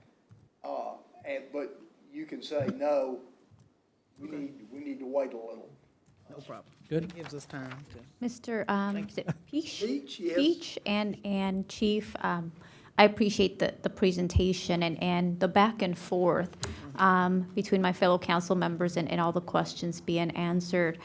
The presentation, along with those conversations, have helped reaffirm my conviction to the fire station number 3 that we're getting ready to build, and even more excited that it could be built in less than a year, potentially. And reasons for that conviction and moving forward with the building of fire station number 3 versus focusing on moving fire station 1 and number 2, which I agree will be a priority in the future, is because of that coverage on the western area. Because when we do have a fire station on the west side, it will help decrease the response time in district, in fire station 1 area or fire station 2 coverage area, because that truck and those firemen will be in their assigned coverage area versus trying to get from one area, from their non-assigned coverage area, right? And then the cost effective, I heard a lot of dollars that could be going to other projects in the community. If we, kind of hold our horses for a little bit and look at the 2025 result studies, incorporating the concerns that were shared today, where we could get to a better place in where those fire stations could be moved to in the future.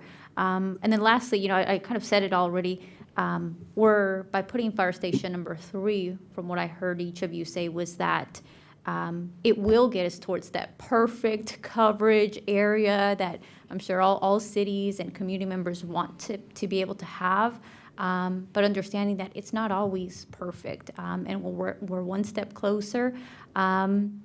Because if we were to say, no, let's not build fire station number 3 and let's focus now on moving fire station 1 or fire station 2, let's put our eggs in those baskets, then probably District 2 is going to come hard and heavy with council, because District 2 might say, well, I'm growing on my side. I have people in my district, and we're lacking a fire station. So we may have, a different conversation if we were to try to move our eggs to a different basket at this point of time. So looking forward to the 2025 study. I'm very sensitive to my council members and mayor's concerns. And of course, I want to be able to say to my constituents, maybe biased because I have the 2 fire stations in my district at this time, but the decisions that we make as a council, the vote that I cast isn't just for District 3, it impacts the entire city. So I do take that into account. Thank you. Like, and I understand it's a difficult decision, and it needs to be vetted out, and you need to feel comfortable with it. And I'm hoping that we've done that. And that's one of the reasons I brought Mr. Peach in, so that he can help, bring his level of expertise to this, what we're talking about. Oh, thank you all very much for the But presentation. I have some additional Yes, things I go wanted ahead. to address real quickly. So I want to be clear. So a couple of items to address. So with regard to the mayor's question about overbuilding, I continue to see new stations built around the Metroplex for $7 or $8 million in other cities. So we're building a station for $13.5 million.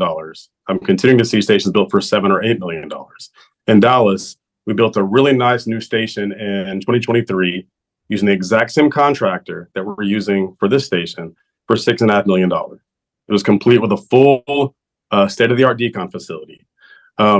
Additionally, Capel is currently building a Fire Station 5 in order to maintain their ISO 1 level rating.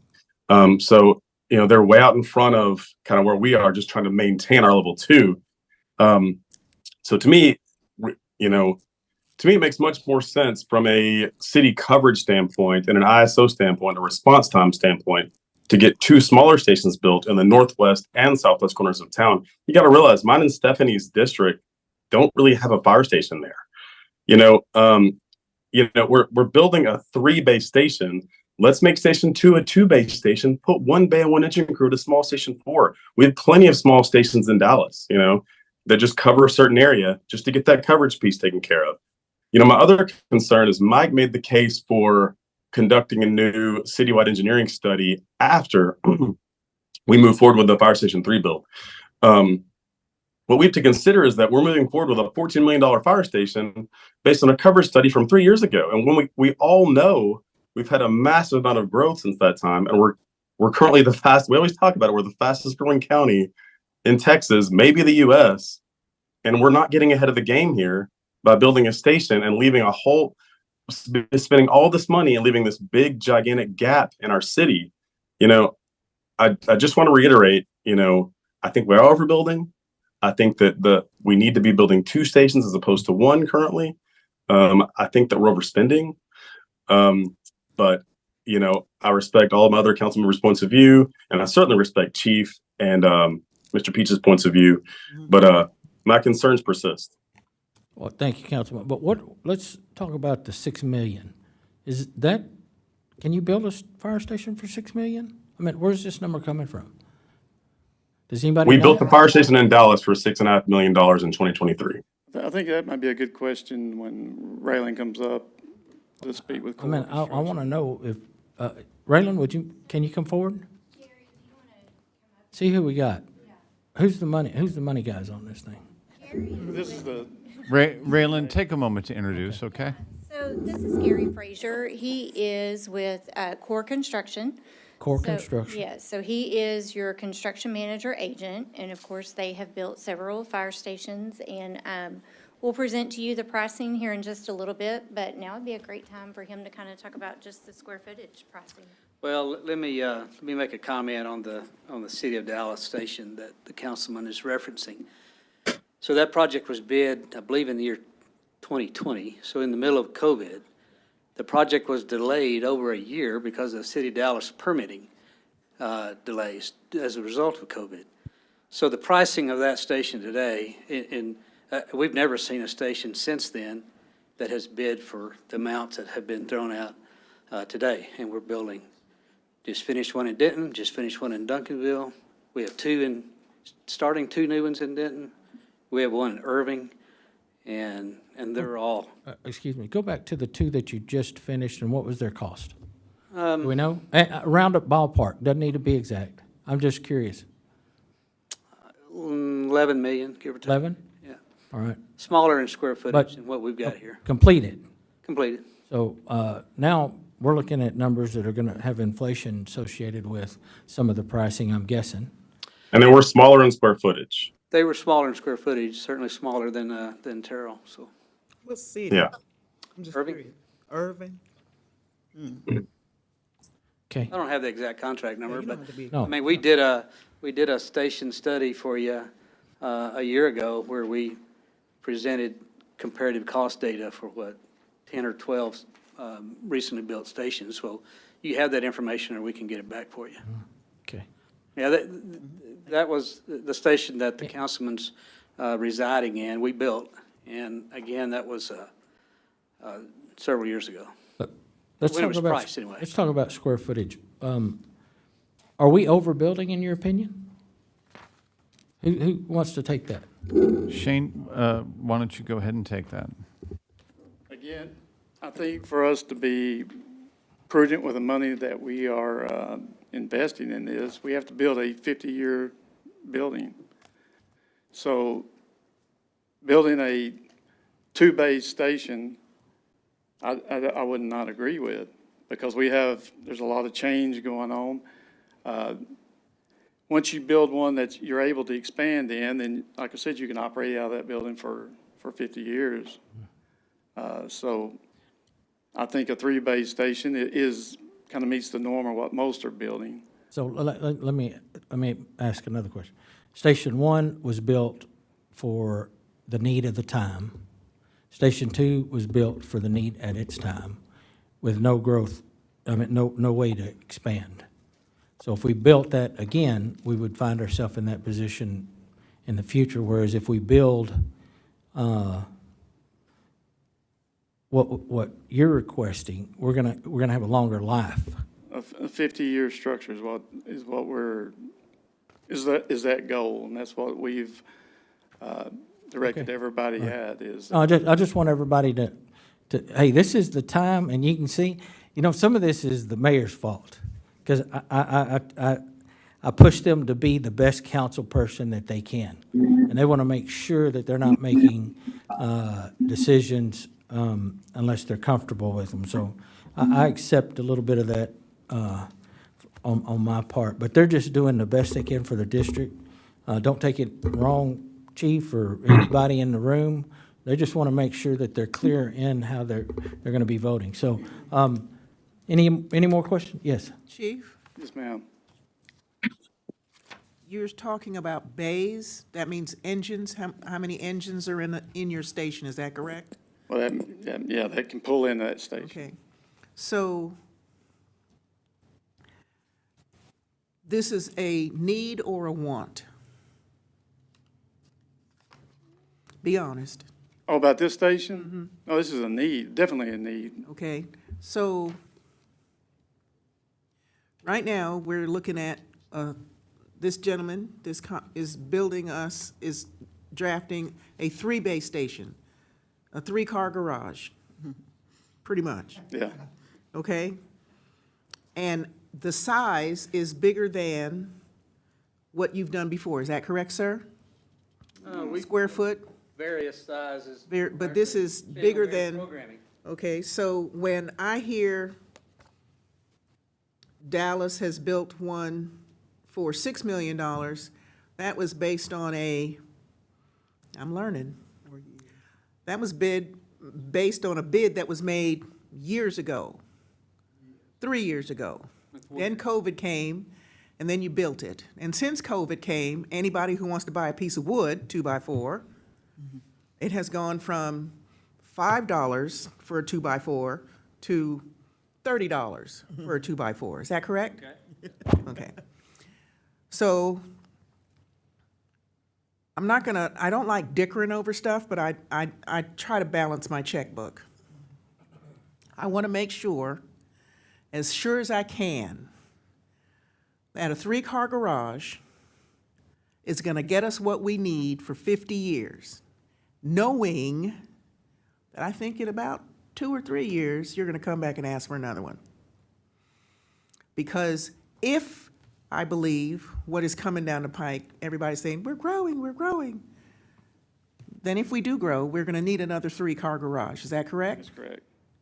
Okay, and then we can talk about doing a study about where we need to move number 1 and number 2.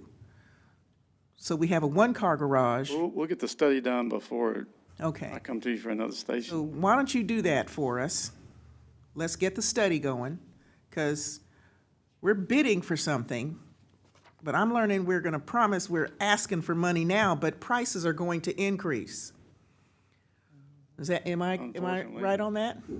So, You have a different agenda item tonight where you're going to see the bid results associated with Fire Station number 3, and you'll have opportunity to lock that pricing in with a vote on October the 22nd. That's the item that will be upcoming very, very soon. but I want to hear, Chief, this is something you need, Yes, ma'am. and you're gonna fight for it. This is what the community needs. Let me put Okay. it that way. I can't take it home with me, so I don't get it, but Okay, it's what we need to continue providing the service that we need to provide in those areas. okay. Can Thank I you. address one thing?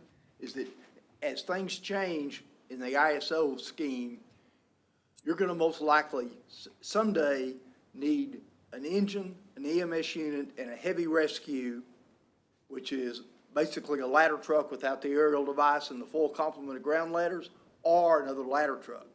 So that if you just build a 2-bay fire station, you're never gonna be able to house the apparatus in it that you're gonna need to in the future. Okay. So, I mean, I think he's right. I mean, it's a lot of money, but these are the stations that I see built. They're Okay. 3-bay. They just did one, I did a study for the city of Burnett, which is much smaller than you guys. And they built a fire station, it's 3-bay, admin, and the whole thing. They built it about 3 or 4 years ago. And that's a city that's about half your size. Okay, thank you. Thank you, Chief, sir. Okay, all right, thank you, Chief.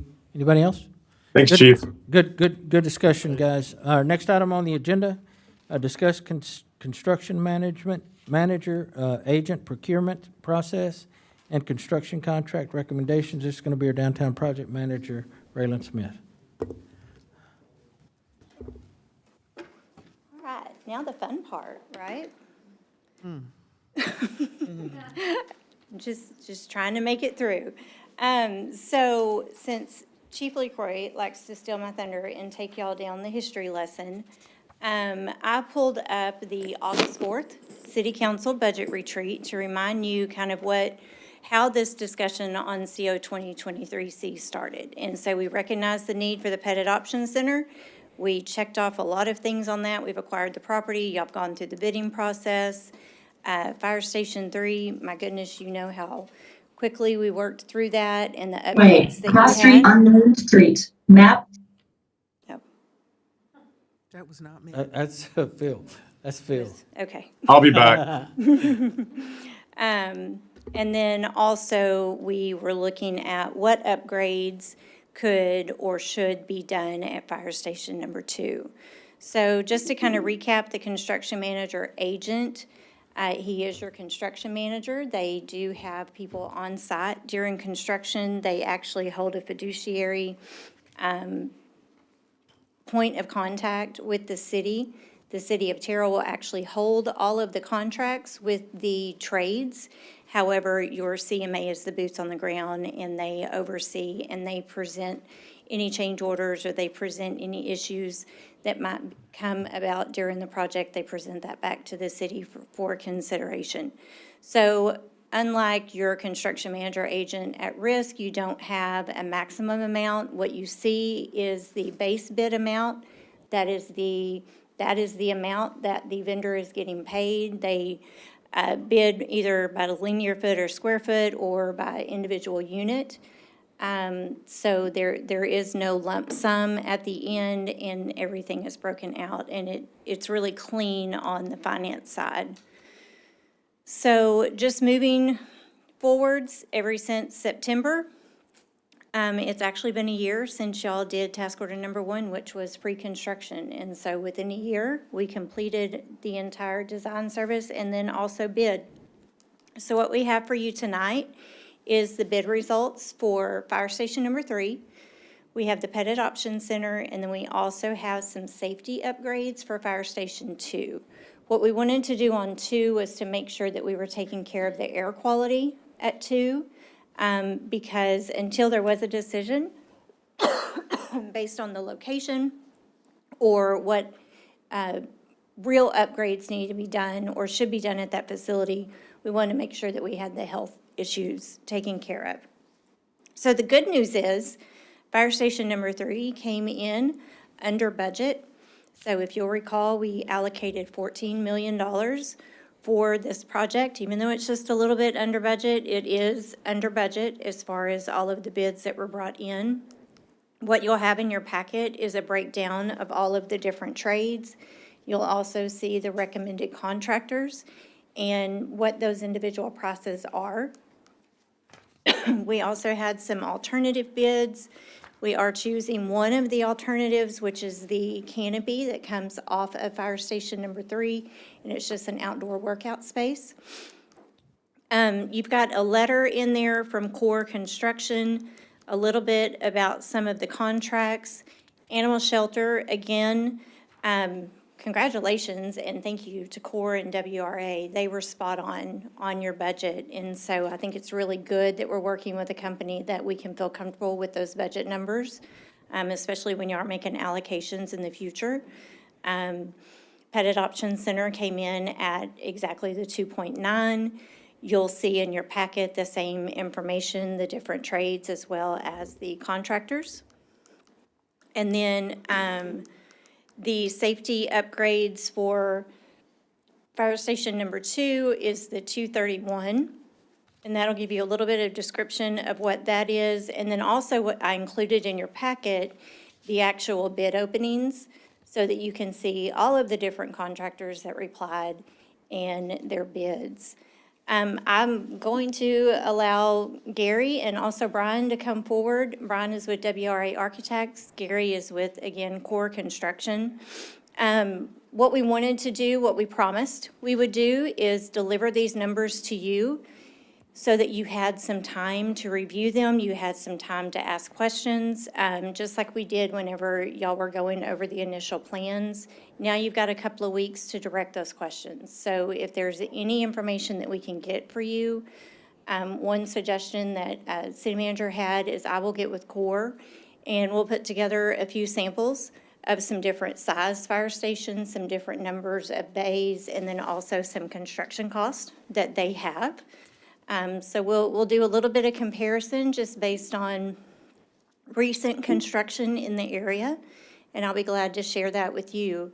I didn't want to rush through this, but it is a lot of information to take in, and after, the conversation before, I wanted you to feel comfortable with what was in your packet, and if there's any additional information you need or more explanation on something, me, the chief, the architect team, and also the construction company is here to help you through that.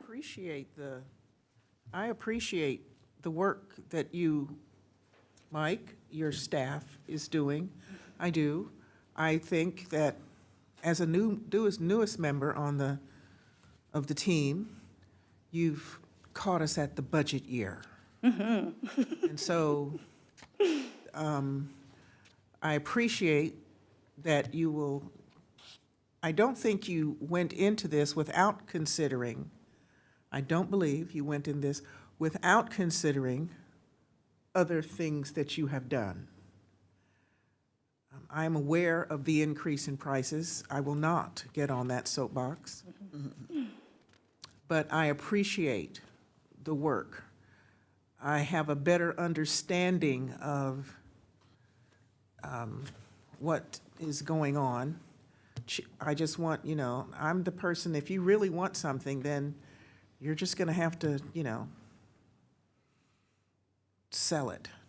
But I appreciate the work That is not a small task. Well, and I think also And the I'm not comment an that was made expert. earlier is just making sure that you are comfortable. You're comfortable with not only the questions that you're asking, but any questions that you get asked about this project. So I think, having this dialogue, it's going to spark information that we need to remember to share out. It just makes for a better presentation and gives you the information that you need. Okay. So I'd like for the council, Core, would someone from Core come up? All right. These are the guys who put this together for us. And it's our opportunity now to just ask a question of them. My question is, were we, how do we say, were we prudent in how we went about trying to get the numbers and keeping the costs down for this project? Yeah, I'll address that. I stood before you many months ago when the design first started, and kind of explained our role as a construction manager is to work alongside the design team and give them meaningful feedback throughout the design process so that we're choosing the right materials, the right sequence of construction, all the constructability issues, in order to, at the end of the day, have a very cost-effective building that reflects the design that your WRA presented. So that was our role all along, many pre-con meetings, coordination meetings with our pre-con team, giving these design teams some meaningful feedback. And I think, as Raylan alluded, we've been able to set that budget early on, and then we've maintained that budget. We've had to make some tweaks along the way, and there's always some push and pull on things that we want to take out, and your architect fights to keep in, and the budget always wins. But it's our job to give him choices and options, and we try to do that throughout the design. And I think today we've got in your package you'll see tremendous trade partner interest in the job, which we work very hard to promote. The contracting community wanted to participate in your project and showed up, and we got great coverage, so proud of that. Is there anything in this project that jumped out that should cause this council concern? Either product, square footage, size, I don't know. I mean, I don't build fire stations. I can tell you about restaurants, but I can't tell you about fire stations. Where we could have saved some more money that we're not aware of. Well, I mean, there's always a different material. There's always a different design look that you could debate with a design professional. We address some of these long lead items that are unique to public safety, generators and other things that we try to get in front of from a schedule perspective. But it's our opinion, and again, as Raylan suggested, we'll come back to you and provide some updated comparative projects. Core is one of the top public safety contractors in the country, and we do a bunch of these projects. So we can show you real-time cost data, 2024 numbers, that would give you some assurance that what you're buying is representative of the market. So another question, if we would have built this in 2020 or 2021, we would have got a whole lot more for the 13, or what number would we be looking at? Well, I mean, that City of Dallas station was $7 million before COVID hit. And since COVID, the data out there is plentiful. It's cost escalation, crazy amounts. And I know you don't have a crystal ball, but if we delayed a year, 2 years, are those costs going to go down or increase? I like what council member suggested a while ago. They never go down. Right. In my 41-year career, I've never seen construction costs go down year after year. Okay, all right. Anybody have any questions for Core Construction? My one question for Core Construction is related to, for example, the Terrell Animal Adoption Center.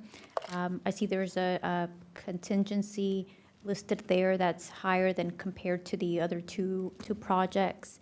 Wondering, why that contingency cost was higher, and then I would also like to Okay, two follow-up questions. If we say it's the over $200,000 of the contingency cost, if we don't expend those funds, then we don't lose them, right? And Yeah, you never lose them. So I would add that we've got a very healthy contingency across all these jobs. A project like the animal shelter, there's so many unknowns, and a remodel like Does that. it It justifies. purposing an older building? It does. It just justifies a conservative approach on the budget. But at the end of the day, you guys will pay for only those costs expended. It's you hold the contract, so. And so, for example, the contingency costs, would they need to be expended within, like, let's say, the true end of the timeline for the construction project is on X date, then you can't expend that contingency past that date, or do you still have funds, that contingency cost, that you can use after? Yeah, Does that make sense? Can maybe separate two different ideas here. One idea is, in the contract, you've got money where if you would call it owner contingency, right? If you say, oh, well, we want to make sure that we have money for cost overrun, money for something that we didn't discover, money for something that is an on-site issue that you discover and you've got to spend that money. You can imagine that, really, particularly with the Pet Country Spa building. We're working within an existing structure. It's nearly impossible to know everything before you start the construction project. One thing is, okay, you're not going to finish that job, discover that you have some money left, and then come back 6 months later and spend some more of that money on that same job. You're going to have closed the contract. On the other hand, what you're also doing is you should be getting your progress made through spending all of a $27 million certificate of obligation. So you're spending down your borrowing money. And as you do that, what staff is doing is we're trying to look at each project sequentially and say, okay, we've got Apache Trail going, good. Okay, we've got Station 3 going, okay, good. We've got Pet Country Spa going. Raylan will be bringing you back on a regular basis. Here's how that overall spending package works. And remember, it was always our commitment to keep an eye on the bottom line of all of that spending and ask ourselves the question, okay, when we get to the end of that spending, how much money will we preserved so that we can invest in some local street issues, because that's what was in the CO. The CO wording is for move forward with some additional street projects. So we'll be keeping an eye on that. And if we discover a thing that needs to get spent during construction, we'll make sure we communicate it, and we'll make sure that we identify it, and it needs to be spent during construction on a building-related construction issue. Once you've closed the construction contract, then we're going to be keeping track of how much money you have left and making sure that we do the right thing with a decision that's not tonight's decision, but a decision about, okay, what can we really do in the streets world to round out our spending of the full $27 million?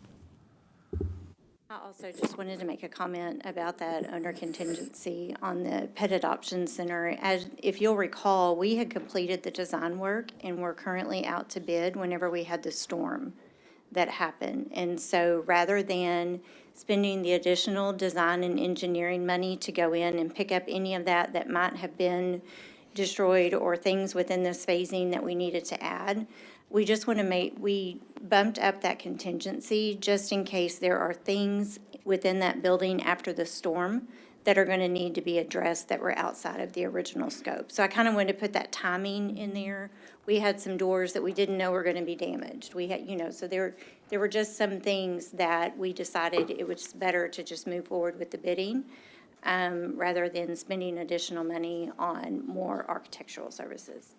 And I appreciate that additional information and the reminder, right? Because I should have recalled that we have the bucket of money from the CO and it guides. We voted on what we could spend, so we can't expend those funds outside of what we agreed we were going to do, and we will continue to see we'll continue to see Raylan, we'll continue to see you I'll bring coming you up spreadsheets anytime we need to anytime you spend want, funds. yes. Or may say, hey, we ended up having 3, 4, 5 million left over, and we can use it on additional street projects. I had a question about, you were talking about the renovation, the part for Fire Station 2. That's included in here, right? What we're discussing. Okay, you said the construction is gonna, deal with, air quality or something. Kind of explain that to me. What do you mean because I've been in that building and it has some major issues, so, with foundation and plumbing issues, I guess, from the shifting of, and the cracks and all that in the brick. Is that gonna be addressed? The plumbing has been corrected. I believe the city maintenance department was able to, we did a building study, just not trying to jump straight into the project, identified some early needs. So I think the plumbing has been fixed there. The main concern, when we do all the design of these stations, we try to set goals, and that's not to have the prettiest building. Working with the fire department, it's firefighter safety, it's response time. So every decision that we made there, setting governing principles. The air quality, you hit the nail on the head. They're doing physical training in an environment with diesel fumes are in there. It's just, it was built by the Terrell Ag Department, 40 years ago. So we brought engineers in there, tested the air quality. It does have air filtration mechanisms in there now that we think are past their functional life, and/or the technology advances have came a lot way since then. So what we're going to do is have CO2 sensors with fans that expel that air, and we've got sensors strategically placed all throughout their engine bay. And we feel like that the current design of the station has the firefighter bunk room immediately adjacent to the bay. That's great, to run straight to the bays. But if those bays still have CO2 from the diesel fumes, then that's a possible air quality issue. Will there be anything with the foundation, any kind of work on that with the settling and the cracking that's occurred? We worked with city staff to try to find a balance, and I don't want to overstep for the next discussions, but I believe that those decisions were made we could at any point come in there and stabilize the foundation. This package does not do that. It wasn't an immediate life safety issue. It's cracking. It's not as functional as it could be, but we thought the air quality was a higher priority than some of the foundation.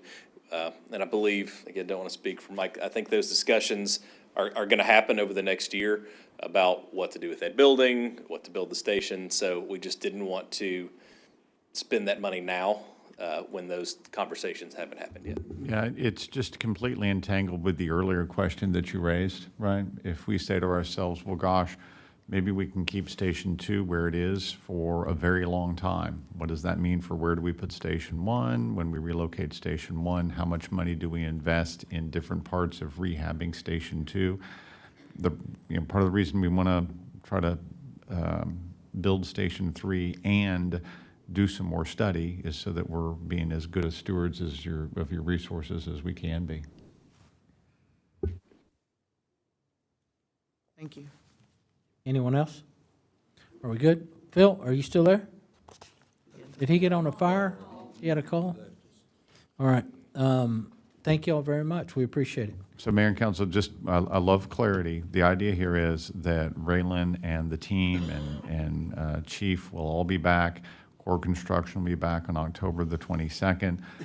We'll be going through all of the information we just showed you. The team and staff will go through a fine-tooth comb with that. If you look at it and you say, gosh, I have more questions, if you want to sit down with Chief LaCroix or with the team, you've got plenty of time to do that between now and a time where we would vote on accepting these recommendations from Core Construction on October the 22nd. So just have that timing in your mind as we move forward. So I just want to make sure, if anybody has any questions, go by and see Raylan or Mike or the chief and make sure Core can get those answers for you, okay? Next item on the agenda is discuss draft FY25 budget. Mr. Sims? So, Mayor and Council, I'm going to go fairly quickly through this presentation, and this is the overview and the setting of the table. The general theory for tonight is that you have a lot to vote on the 17th and the 24th, and we felt like what we were going to try to do is to get all of the information that you will be voting on in front of you. So again, you can ask questions, talk to staff about it, set up follow me at meetings, whatever you'd like to do. So just quickly to run through the votes. If you go to the next slide, you've got ordinance 3068 on tax rate. That sets our tax rates, the current ones maintaining the same thing. Ordinance 3063, the utility rates, that's where we talked about the 8% increases on water and sewer monthly rates. Connection charges have similar increases, and building fees and engineering fees. Those are the two that we mentioned last time around. Actually, several times where we've had that information. The theory there being, can we collect in our development fee schedules enough to recoup our costs? We know we're not doing that now.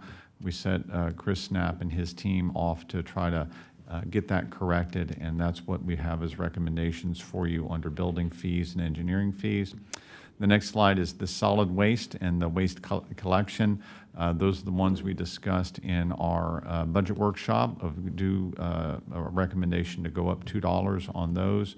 And then the series that comes after that are all the Market Center Public Improvement District, Crossroads Public Improvement District.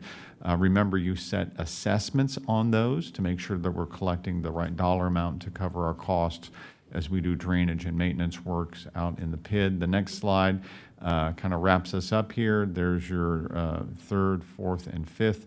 And then, I don't know if we have another slide that's just the budget itself. Oh, one more, there we go. So then we end with the budget and with civil service. So my comment to you is you have a series of agenda items that will happen now where we go through each individual ordinance. So all of the details and information associated with each of those are embedded in each following ordinance.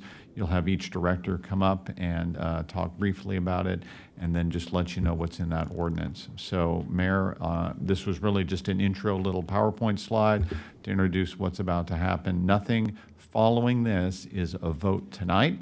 Almost everything on here, well, everything I just showed you is either a vote on the 17th or a vote on the 24th. Okay, so council, if you would please, the idea tonight is to have a clean version of the ordinances when we are asked to vote on them. That, again, those dates are going to be on the 17th and the 24th.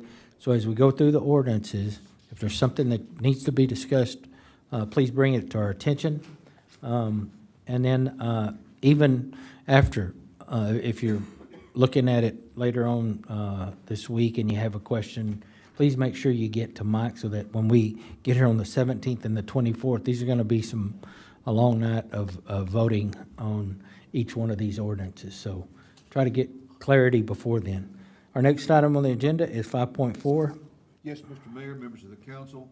Item 5.4 is to discuss ordinance number 3068, an ordinance of the city of Terrell, Texas, establishing the tax rate on all taxable property within the city of Terrell, Texas for the fiscal year 2024 and 2025.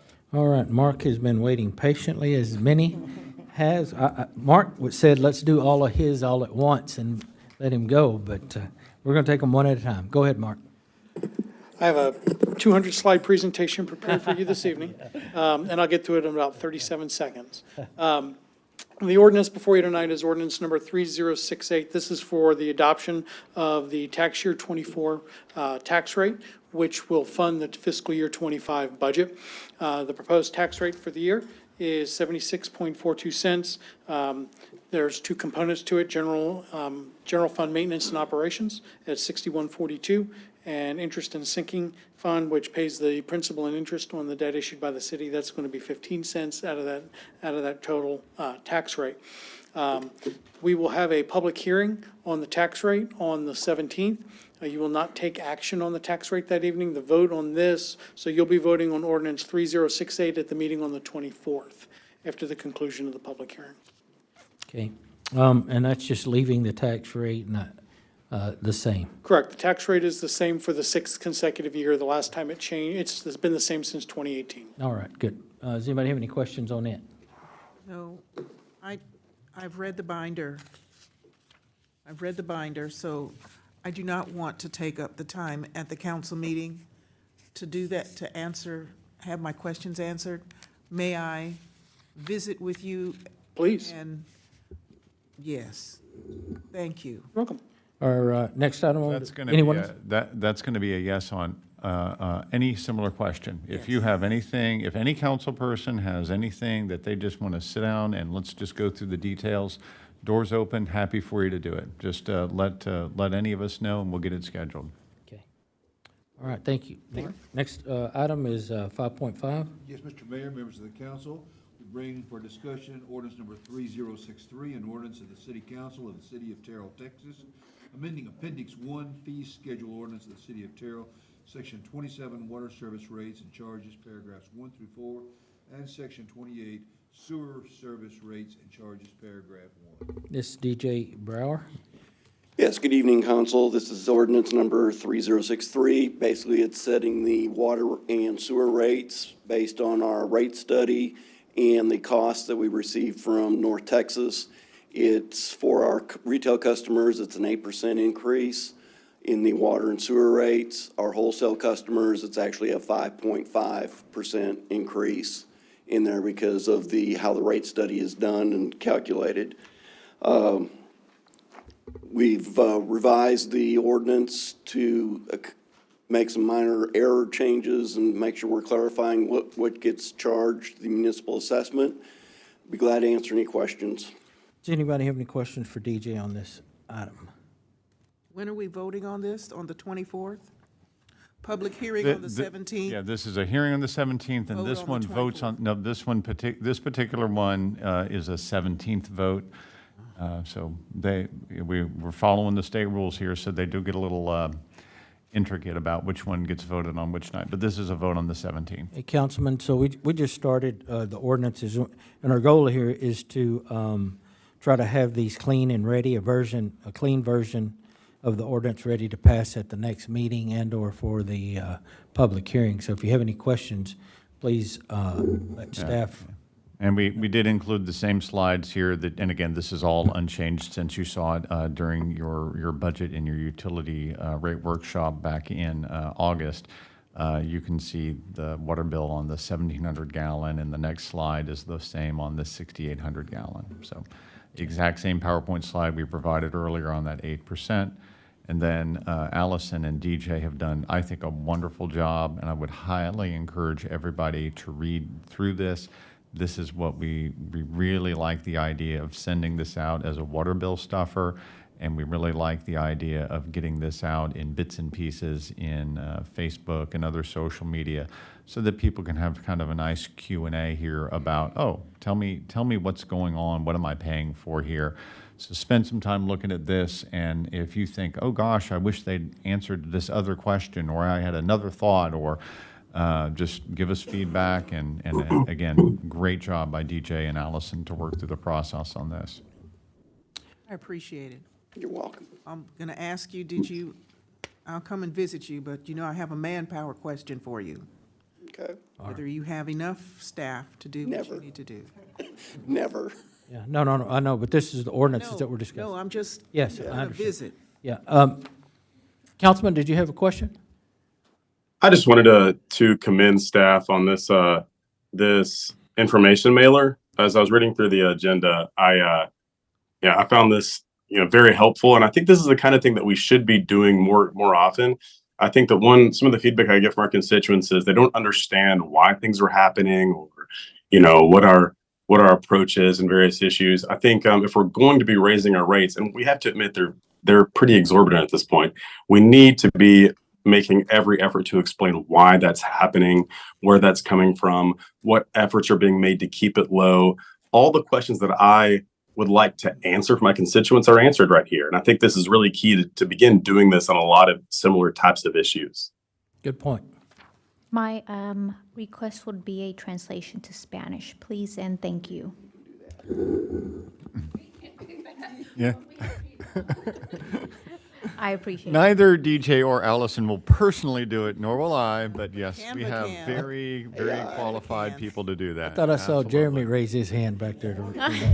Nope. All right. Anyone else? All right, thank you. Next item on the agenda, 5.6. Yes, Mr. Mayor, members of the council, for discussion, we bring to you ordinance number 3065, an ordinance of the City Council of the City of Terrell, Kaufman County, Texas, amending Appendix 1 fee schedule ordinance of the City of Terrell by updating Section 26, water and sewer connection charges, providing for the repeal of all previous outdated and conflicting fee schedules. All right, this will be handled by Jeremy, I think, right? No? No, this is Okay, me. DJ. It's me. It's my water and sewer that's getting installed by my crews or the contractor. We followed, this ordinance basically followed your directive to try and do a cost recovery of the expenses when we have damage to existing infrastructure that is caused by the resident, installing new water taps, installing new sewer taps. These fees have all been adjusted and accounted for to try and recover our costs on there. And the only thing we've added in here is the testing of water meter accuracies.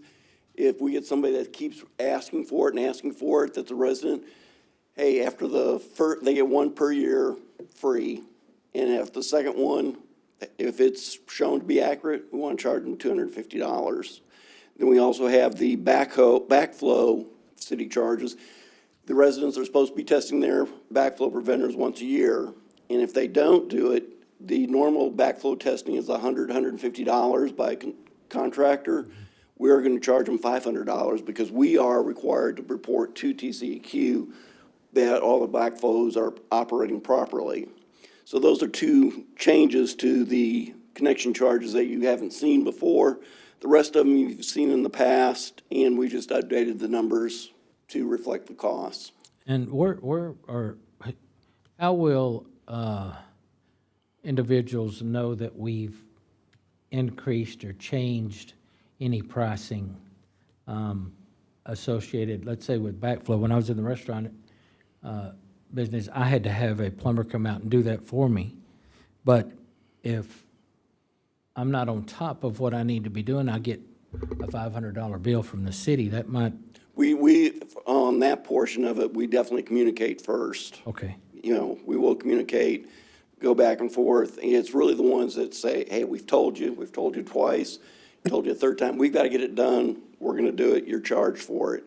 The rest of the fees, it's a posted ordinance. A lot of them are tied in with our building permits fees. So the fees gets published as part of the building permit process. I just think to the councilman's point about being upfront with everybody and transparent in what we're doing, the chances of somebody pulling up an ordinance just to see what we as a mayor and the council have done, probably not very high, but someone needs to be able to, somewhere it needs to be there so they can see it, or we need to send it to them. Correct. I think that's well said, and staff will just make that a project we keep working on. Some of it is information to contractors who are out building things. Some of it is, I don't want to name names like, you know, the various franchise companies that dig holes in our roads, right? We all can Right. list those off the Right. top of our head. Right. We get a lot of damage from other companies digging holes in the road to try to, you know, install their own stuff. And they're invariably running over a meter, or they're crushing something that's a meter box or whatever it might be. We can get information out to those guys and say, hey, you really need to be watching out because we do have new fees in place, that sort of thing. And then builders are excellent, and we keep builder information out. There's a developer's handbook that we maintain as part of the website, and we constantly talk to people about go check pricing, and we can definitely get communication out to our builder communities so they know to make sure they're updating their schedules. All right, good. I do have a question about like the backflow. So it sounds like that's something that anyone living in a home, whether they're renting or they have their own home, are responsible for doing, or is that or is that a cost for a business? Because I don't know. Preventers are used for irrigation systems, for the most part. We do have backflow preventers in other situations, but for the most part, it is for irrigation to prevent the water that's going out in the landscaping from flowing back into the water distribution system. The classic example is the bad backflow preventer that Grand Prairie had. You know, they were out of water. Schools were shut for 3 days because they had this foam that got into the water system. So backflow preventions are a very key component to keeping our water system superior. And so we do want, it's required that all backflows be checked once a year, and then any necessary repairs implemented. And we've just hired we used to do it by contract. Now we have a person that's on staff that is an expert in backflows and does all our backflow testing, and making sure the contractors that are hired by our businesses are actually submitting the correct information. So for me and for our water system, we have to have that backflow prevention.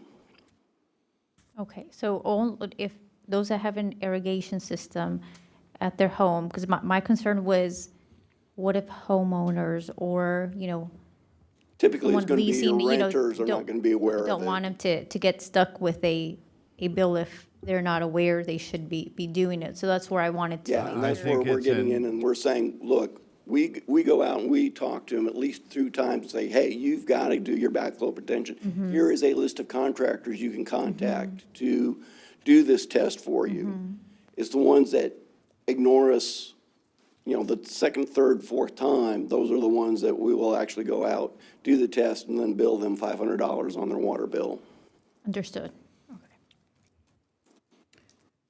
I had a question about the fee for checking the water accuracy. Kind of tell me what that process involves. Who do you send out?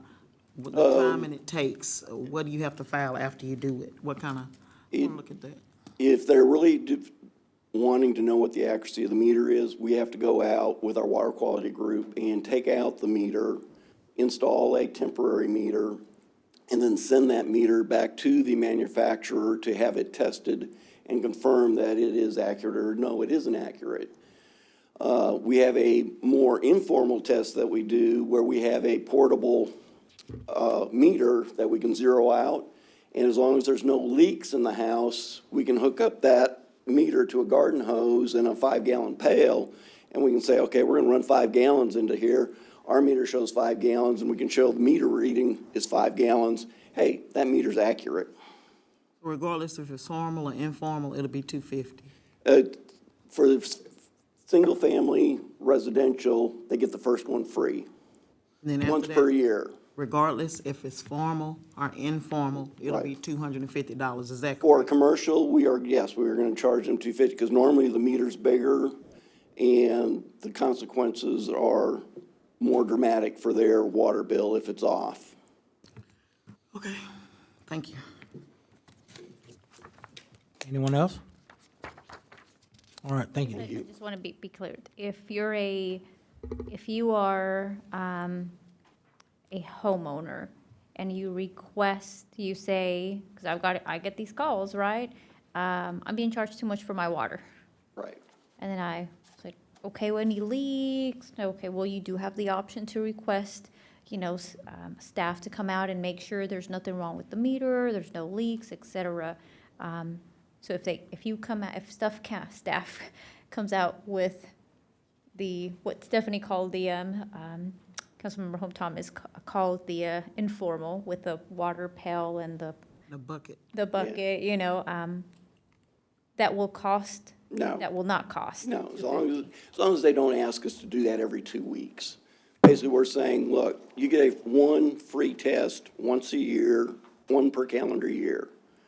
If you're going and ask us to test it in January, then you ask us to test it in June, and then again in August, and it's the same all 3 times, that is very time-consuming, and for that many times, we feel they need to be charged for our time and effort to make those tests. Right, right. I hear that, and I want to go back to the education piece. Right. I'm sure like our staff, like at the utility, payment window, for example, those taking the phone, they probably get quite a few of those requests throughout They the do, year. and we get a regular request off off our iWorks request line. And one of the first things we do is we take a look at the census data, because our meters read how much usage is every hour. And if we keep seeing usage at 3, 4, 5, 6 in the morning, and the same usage at when the other times that people aren't normally using water, we say they've got a leak somewhere inside their system. They need to fix that first and take care of that before we think there's a water meter accuracy issue. Once they've done that and they still think they've got a high water bill, then we'll go in and do the actual accuracy test. But our first effort is to try and resolve flows, because most of the time we see there's a leak. The toilet bowl is leaking slowly. They've maybe got a drip on a outdoor faucet somewhere that they didn't realize they had a hose hooked up to, and they don't see the water going out. Irrigation systems are notorious for having bad valves. Okay, okay, and that all makes sense. I just make sure that we're being proactive with our staff to sharing that. Yeah, we can certainly do, just please keep in mind that we're going to do this, and the next time it will be a $250 cost, and I would hope that that also helps lead to less calls, not because we don't want to take care of an issue, but hey, I've been told there's an issue on my end, I need to go hire someone to take care of the issue versus continuing to tell city staff it's on the city side, right? And that way the problem gets And resolved. we That's one lean, example, I think. our staff, my staff definitely leans towards being customer service friendly. Most of the time, they go above and beyond. You know, we hand out dye packs that people can put in the toilet bowl, toilet receivers, so they can see if it leaks in, you got a seal leak. You need to get a plumber to get that fixed.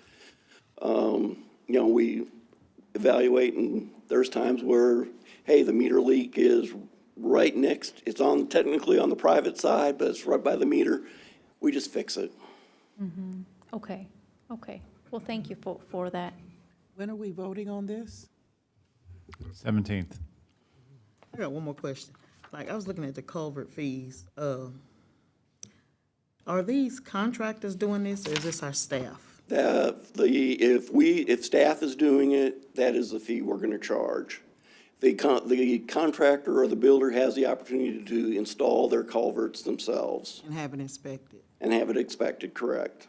Because But yeah, if we just inspect it, we don't charge, other than what their building permit fees and, But if I get you guys to install it, do all that, that's the fee?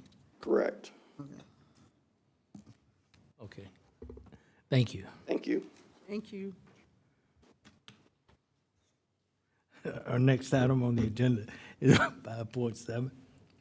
Yes, Mr. Mayor, members of the council, for discussion, ordinance number 3061, an ordinance of the City Council of the City of Terrell, Texas, amending Appendix 1, fee schedule ordinance of the City of Terrell by updating Section 6, building permit and development fees and charges. Council and Mayor, City Manager, Sorry. get it together there. All right, this is ordinance 3061. This is the building permit and development fees and charges. This was discussed at your workshops, and nothing's changed as far as the amounts on that. And basically, this is amending the appendix of that ordinance, which has all the fee rates in the back. So nothing, as I stated, this was what presented probably 3 times now. So. When are we voting on this? Just want to be sure. Okay. Let me make sure I understand this. So this is if I build a house that's, for example, on page 102, if the house is 14 or 1,500 square feet, the permit fee would be $27.50. Yes, And then for every additional fee, it's about 85 cents, right? yes. All right, so this is additional to the other fees that we charge. Yes. Okay. So that's about 17,000. These fees are based on the principle of just recovering our costs. And then number two, when we look at the residential repairs for electrical, mechanical, does every permit that needs, anything that needs to be done for one of those, is gonna be a 500 plan review, period? Generally, we'll box that all up together because it's very simple to do. When I say that, Let's say if I have to if you do a remodel and you got to do the electrical and the plumbing, we can review that all together. it won't be 500 for electrical, 500 Now, plumbing? What if I put in a new hot water heater? I'm gonna have to pay $500? That's another permit on down through there, I Okay, believe. where is that?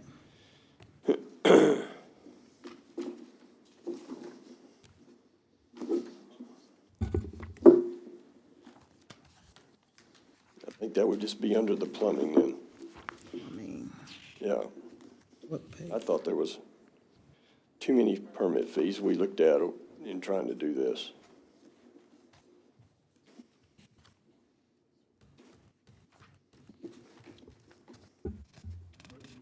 We can just double check that before you Yeah. get that answer to you. Oh, yeah, because that's what I'm looking at. So if I'm doing plumbing, electrical, mechanical, it'll be 500 plus 8750 for each additional trade.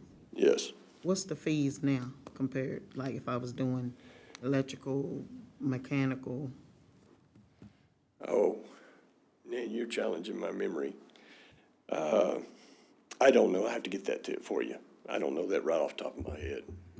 Yeah, I apologize. That's in the PowerPoint from the Yeah, last from the couple of last. presentations, but we can just email that presentation out again because we had the side-by-side comparison in the PowerPoint. Yeah. I'll get that out to I you. mean, that just blows my mind that the plan review is just standard. That's what it's gonna be regardless. It's just, I don't know, that kind of stuff is just, Generally speaking, everybody's gonna. Councilwoman, That's what it's gonna it cost you. takes two reviews.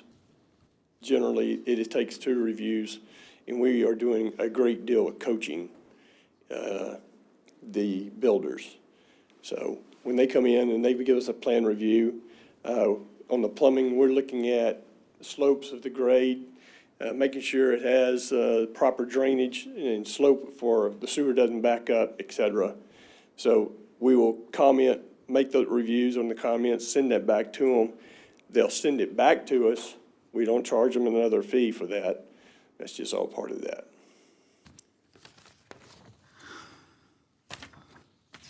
Okay.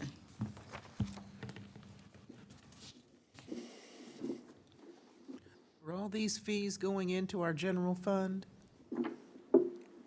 Yes, ma'am. Yes. Um, Like that answer, don't you? Yes. Anyone else?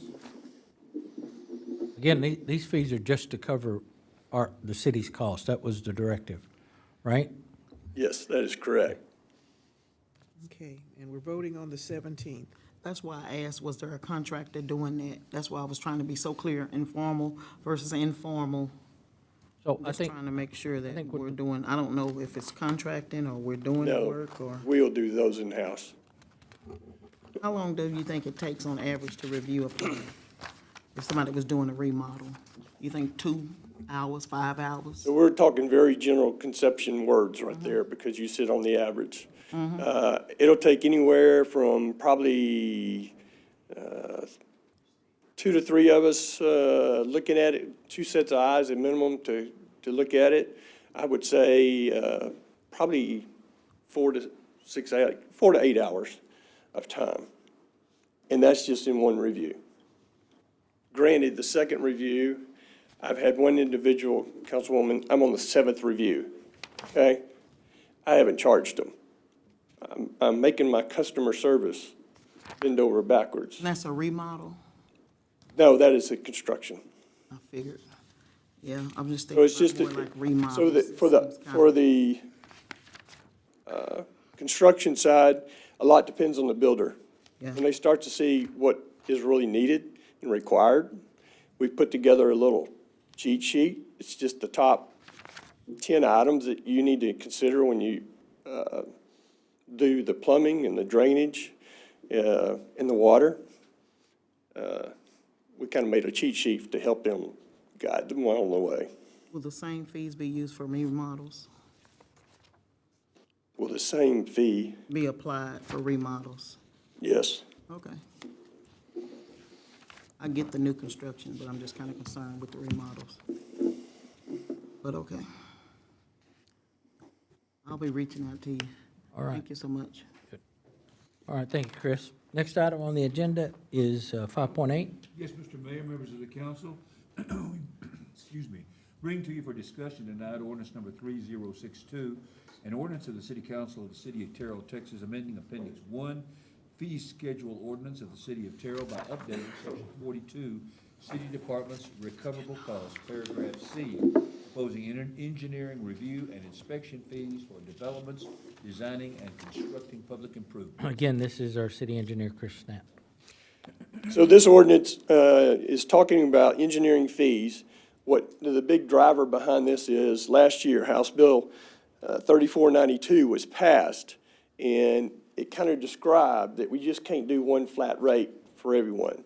So if you build, I'm just going to exaggerate the numbers, but if you come in and want to build a 2,000 square foot, you got charged X, and if you wanted to come in and another person wanted to build a 20,000 square foot, you paid X, and some of these costs were kind of blanketed.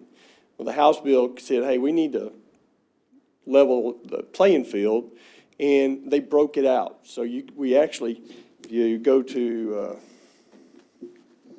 page 50, you see that they're broken out. So if you only need a grading, or you only need screening, or those type of improvements, then you only pay for those services that you're going to be using. So it's broken out to kind of make it where you don't pay for everything with a flat rate. So. And those prices are state mandated or our price? Those are our prices. I will tell We you. determined that we were going to charge 2 cents per square foot for grading improvements So, For 6,000 square for feet. 6,000 square foot or less. so a great deal of this is we looked at what the surrounding people were doing. Okay. So we're not out of line from our other municipality partners. So this is common throughout That's correct. every city? Okay, all right. This is not something to sit there and Okay, make a huge gouge. all right. All right, And this is just for engineering, reviewing the plans? Yes. The other fees we talked about were building Yeah, permit fees. those are your building fees, and they're more specific.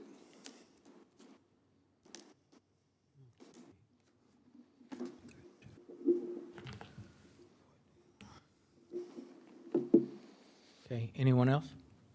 When are we voting on this? The 17th. Well, one said the 24th. The tax rate's the one on the 24th, and then the rest of them are the 17th. We have one on the 24th. Oh, okay. So next Tuesday, we've got a lot. Yes. Next item on the agenda is 5.9.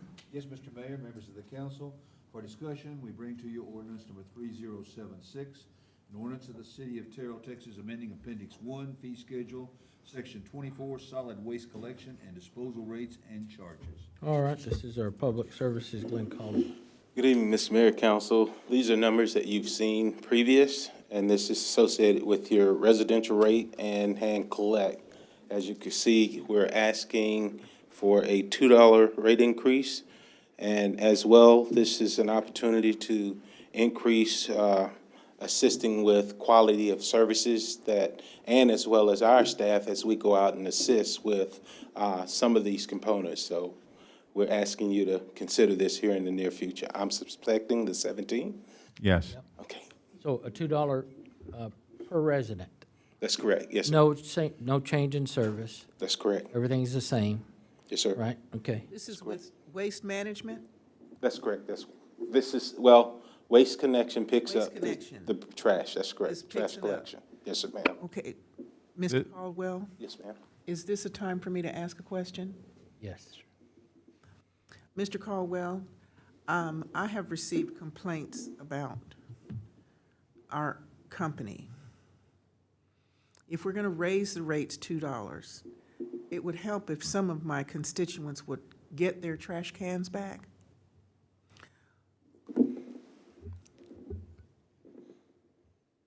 I'm going to offer, there's two answers to that. One is, you're right. I think that we need to improve our quality of service with our provider, and that is definitely Glenn's zone, and we will work very hard to do that. So I appreciate that. We will endeavor to do that. The next comment is, remember, these fees will not go to Waste Connections. They did request an inflation increase this year. We recommended denial of that due to customer service problems. And so this money stays with staff so that staff can continue to do the staff side of the work associated with a clean community. Well, I am glad we did decline the inflation costs, and anytime I have a concern from a community member or maybe a concern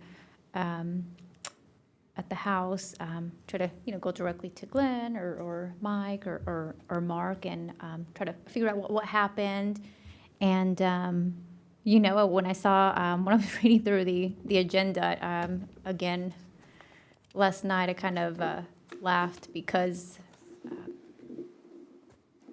on today's Tuesday, right? So yeah, Monday, but my days are off. So put the two trash cans out, and then where they needed to go at in front of the trash up by the road, and then this time put what I call like an old rack for shoes in front of the two trash cans that were side by side. And I was working from home, and I heard the trash company coming, but I was just working from home. I'm not there to check, make sure they pick up the trash, because they usually do. And when I came outside later in the day, I'm like, oh my gosh, I thought I heard the trash truck coming. I'm like, I guess they didn't. I guess that was maybe Atmos, or a subcontractor for Atmos right now. And then I realized when I backed out of the driveway that they didn't take the trash. So I was wondering, well, they didn't put anything on the trash bin, and maybe it's because we put the rack in front of the two carts.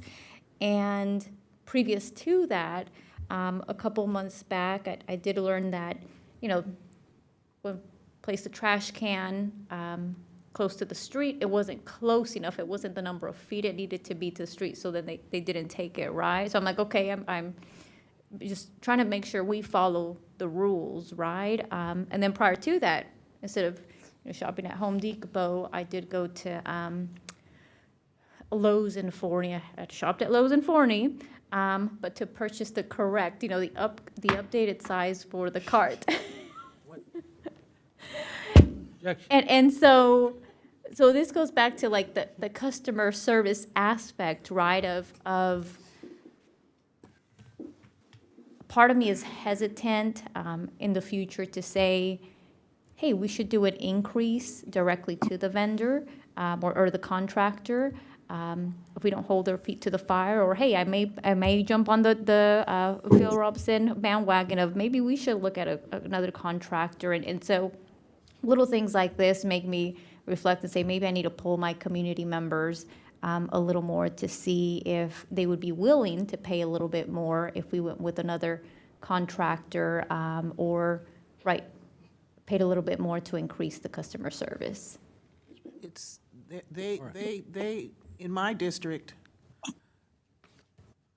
it's just, it's not good. And today, I followed the truck, and it was a challenging experience. So it's like, I'm trying to be kind. Oh, by no means. It's not you don't have to easy. be. They're not doing what I would do, okay? I'm not saying, I know that, but don't get mad at the trash. It's just, it's not good. It's not, and if we're paying them to do it, and then maybe, and if it's, you've told us in the past that we spend, of the cities in Kaufman County, we spend the less. We have the least amount. But I've got people letting me know that they didn't even tell me I was supposed to change the trash can size. And so I watched them today skip and miss. While he was talking on the phone, the man had skills. Okay, so it's not, if we're gonna raise the rates and they're gonna get their trash cans thrown into the bin and not put out back on the road. If that's gonna happen, I can't sell that. Okay. That's all I got. So the $2 for the city. Yes? Anybody have any questions? Yeah. Yes. Quick point. I want to first go on record saying that I'm a little ashamed of the Councilwoman Velasquez for shopping at Lowe's and Forney.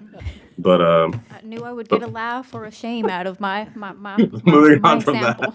that. No, moving on from that. Yeah, real quickly, I do want to make the case that I think any future deal we make with Waste Connections needs to have some very clear incentives and penalties for service embedded in the deal. I've seen other deals made by other cities, and those kinds of incentives do exist in those deals. I've reviewed a few of those. This may not be the appropriate time to discuss all that. However, I do want to understand from Glenn, what specifically are we getting from this $2 rate increase? What is that going towards specifically? Well, our hopefulness of the $2 is that it come to my department to assist with those circumstances that you're discussing. So if you have a problem with Waste Connection, we don't ask you to call the city manager. We don't ask you to call the mayor. Call me. Call my staff. And we're we asking our respond immediately. constituents. And I think I've had conversations with each of you. I've given you my cell number. So if you've got a problem, call me and rest assured, I will assist you with that problem. And I appreciate that, Glenn. Very professionally, but strongly. My I'm concern, though, consistent in is that. we're asking our constituents then to pick up the slack. They're already paying, our city's paying for a service, which they're paying for the service. And we're saying, okay, since they're not doing a good job with this service, why don't you guys pay us $2 more extra to pick up the slack where the service isn't being met? I think that's not a very, it's not a great approach. You understand what I'm saying? Well, I see it a little bit differently, but I respect. Well, so I think what Glenn is saying is that it'll cover some of the cost when they're deficient in picking up garbage. But if we have to send our staff out, it costs us some money. But But the contractor your were doing point's their taken. job and picking the trash up as they should, as they're being paid to do. We wouldn't be having to ask our constituents to pay an extra $2 to cover for that, right? I'm going to have to disagree with that. You've got increase of just our base cost. Our fuel costs more, our staff costs more. That's why I'm asking what the specifics of this are going toward. Is this Yeah, is this I- going I towards gas? really- That's yeah, what I want to know. Well, okay, I'm to be really clear. This is a general fee increase. A general fee increase goes into the general fund. The general fund benefits from all of the fee increases that we've just been talking about in this particular section. We are definitely not maintaining a separate solid waste only fund balance and just managing a separate standalone fund for only solid waste related issues. I can tell you for sure, everybody who we have working for us is dedicated to high levels of customer service, and we're very frustrated with our contractor. We're working with the contractor so that they can get better. On the other hand, I wouldn't want to go out to citizens and say, well, this $2 is going to make up for mistakes of the contractor. No, no, no, no. We just need to be able to do a good job, and we also need to recognize that we can't be in a position of having a general fund that can't sustain the difficulties that come up when special things happen. we never hired Waste Connections to do, pick up illegal dumping. And when we have it, we need to go get it, and the faster we get it, the better our community looks. That takes resources. We were never paying Waste Connections for major storm cleanup, and we just went through this experience where even though we think a lot of it will be reimbursable, you know what? It's not all going to be reimbursable, and it's certainly not reimbursable quickly.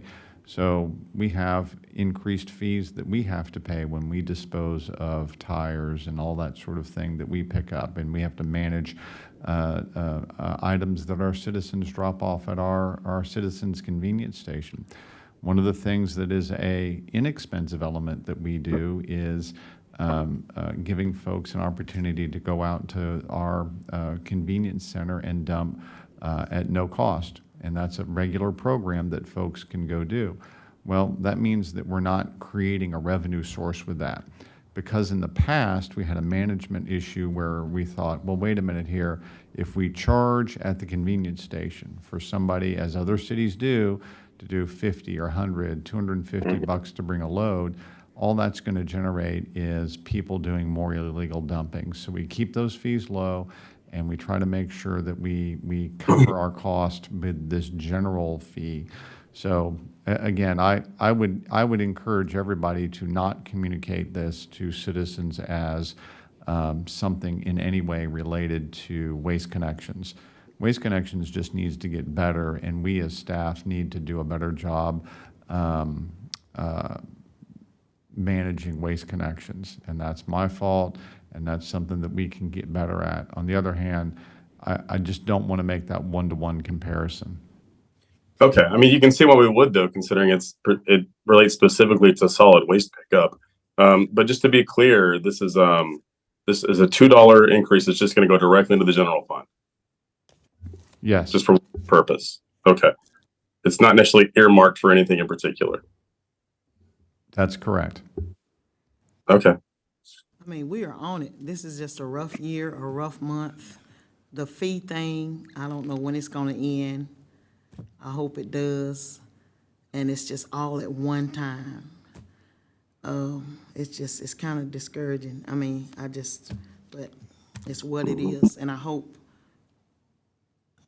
I just want us to be good stewards of what we've been handed and entrusted. So with that being said, like what are the numbers gonna look like? $2, how many customers do we have? I'm just curious of that.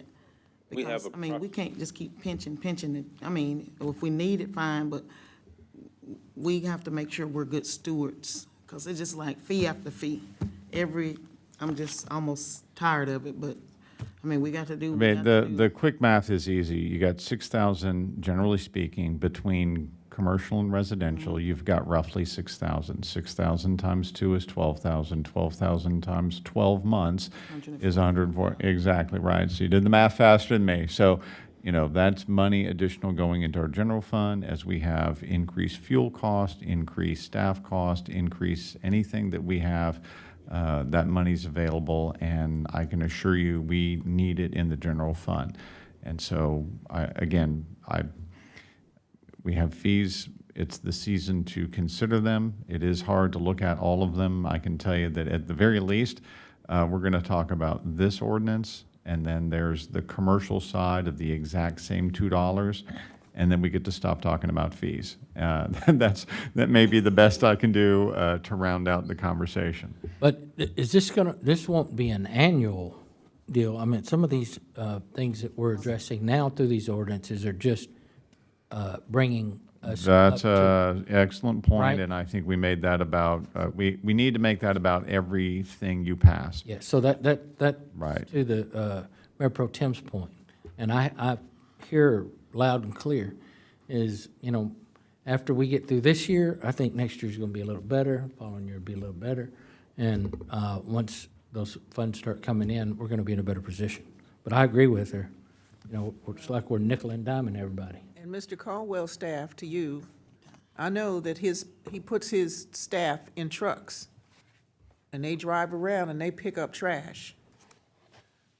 Then they go back around the same day and have to do it again. I know that. So Thank you, Glenn. let them know I said thank you. Do that. Thank you, Glenn. Next item is 5.9. Yes, Mr. Mayor, members of the council, to bring to you ordinance number 3076, an ordinance of the city of Terrell, Texas, amending Appendix 1, fee schedule, section 24, solid waste collection and disposal rates and charges. And I believe we are also on 5.10 now. Yeah, it's ordinance number 3075. That is correct. So we will discuss ordinance number 3075, an ordinance of the city of Terrell, Kaufman County, Texas, amending the Terrell City Code of Ordinances, Chapter 7, Health and Sanitation, Section 8, Commercial Waste Collection Franchise, Paragraph I, Street Use Fees. All right, Glenn? Mayor, council, this is, again, a $2 increase. Short version, this is definitely going to be a $2 per customer, per container, per haul to our commercial customers. So, and if you go to, I think the next slide, there should be a little printout. So as you can see, the current rate is $360.58. It's going to only move $2. But again, that's per customer, per haul, per container. Okay, and I don't know how we do residents and not do commercial. I don't know that we can do that, so. To be fair, it needs to come from the commercial side and the residential side. And those $2 will also be in the general fund? Yes, sir. All right. Anybody have any questions on it? I'm just curious how you got the $2 both ways, residential and commercial. What was the? Well, the theory was that we were just trying to do a fairly minor increase, but to do an increase, and as the mayor just said, it just didn't seem fair to only apply it to residential and not apply it to commercial. In general, you'll recall that we had a discussion years back about the fact that we have a 29% franchise fee for commercial, and so the commercial is already, I openly would say our commercial franchise rate is on the high side. We've had that discussion at council before, so instead of changing the percentage to go from 29% to 31% or something like that, we felt better to let's just do the $2 and be consistent across the board. Okay, thank you. Any question? Can we take a 5-minute recess? Yes, we may. I need a vote. I need a motion and a second. I make a motion that we take a 5-minute recess. All right, second? Second. All in favor? Aye. Aye. Any opposed? Done.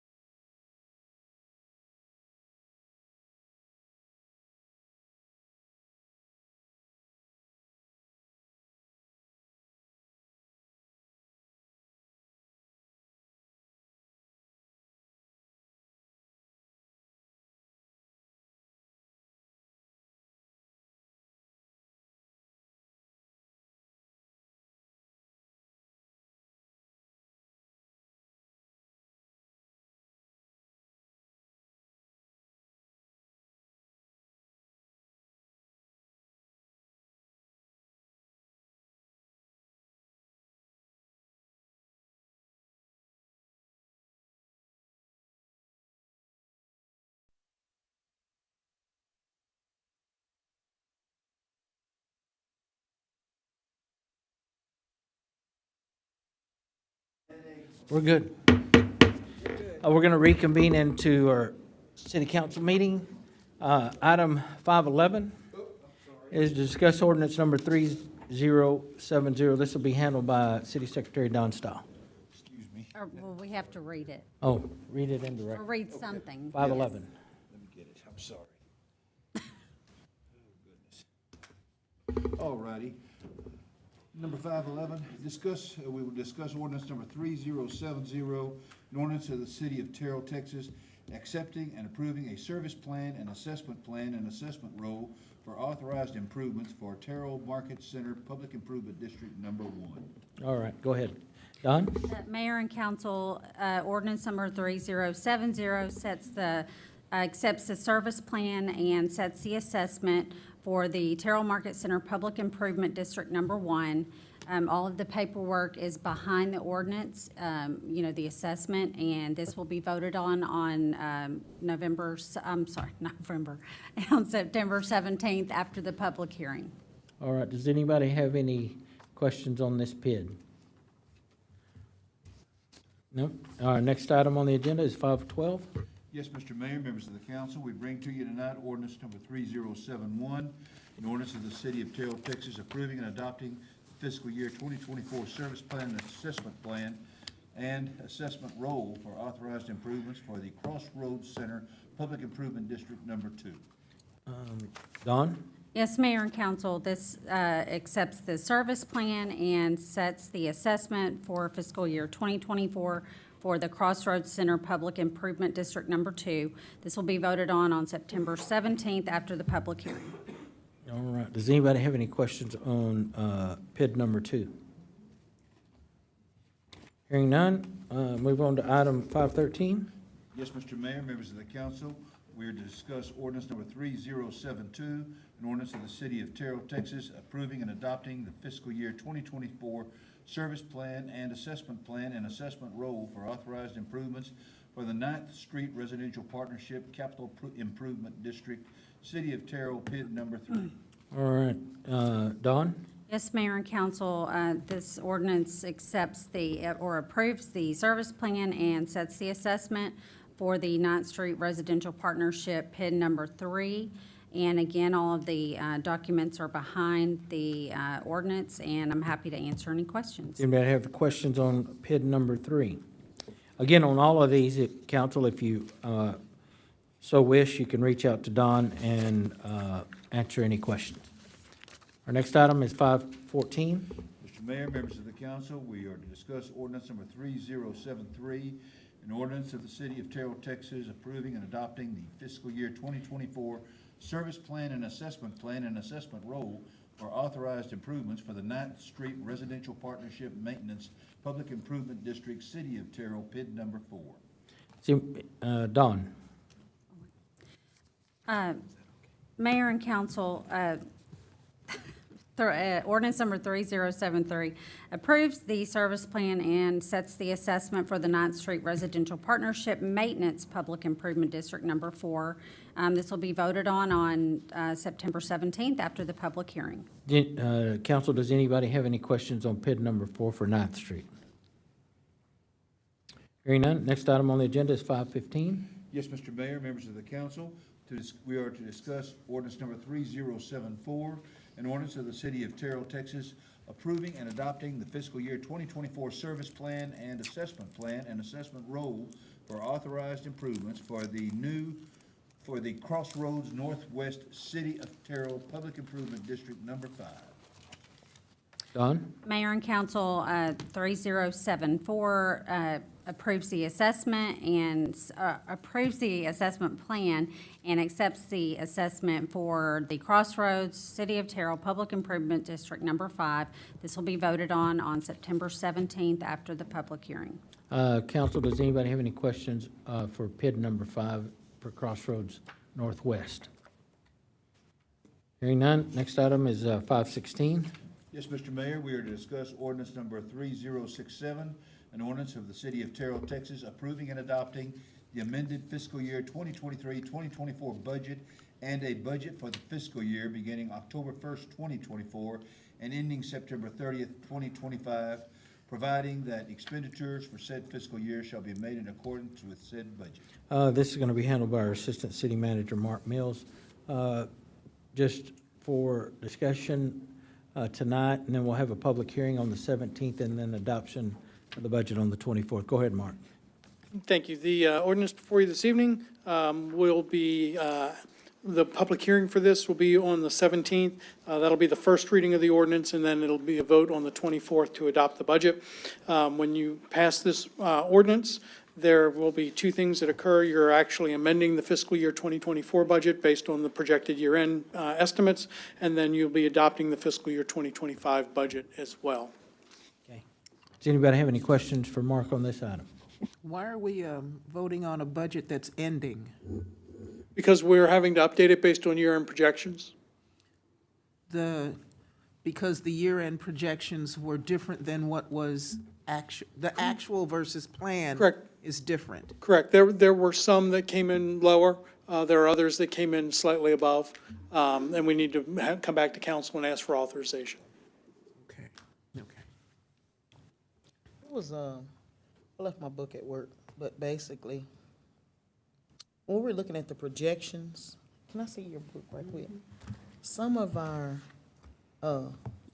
expenditures were just budgeted already more than our income. I thought that was kind of weird to do that. I mean, let me see if I can find exactly where it was. I just left my book on my desk at work. So, it's weird. Yeah, both in 24 and 25. I believe I know what you're referring to. You know what I'm talking about? It's Yeah. like 53 million. We might have 52 coming in or something. What is that about? So it's not uncommon to use reserves.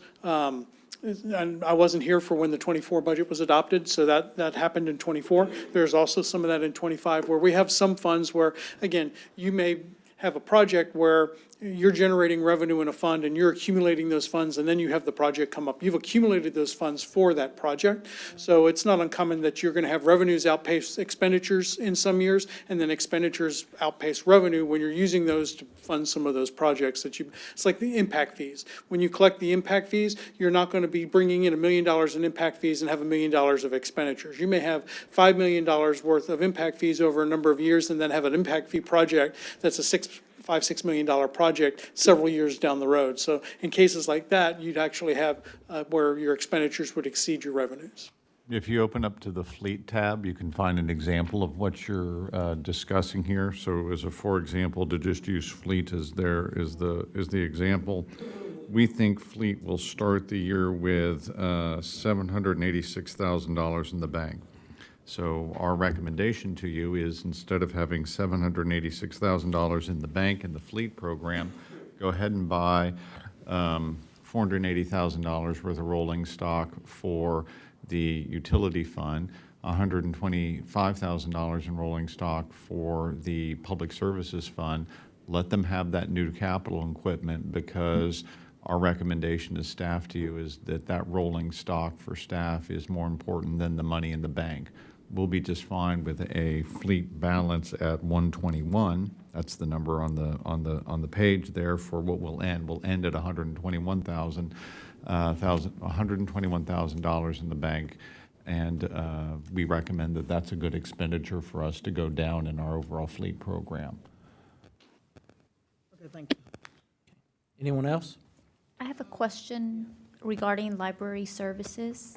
So if we're looking at the library expenditures, I'm curious to know the hotspot devices that we have community members rent out that also come with like a data plan that we pay for. Where would I find that? In what line item of the library expenditures would that be located? And the reason I'm asking is because I hear there is more community members could benefit from for us having additional devices available to rent out. So I want to be supportive of making sure that the library has that resource available for our community members. I do not have my information with me this evening that would have that level of detail. I've got a lot of numbers in my head, and I can't tell you specifically what account that is in. I'll have to get back to you on that one. Okay. Anyone else? Yes, I do. What does,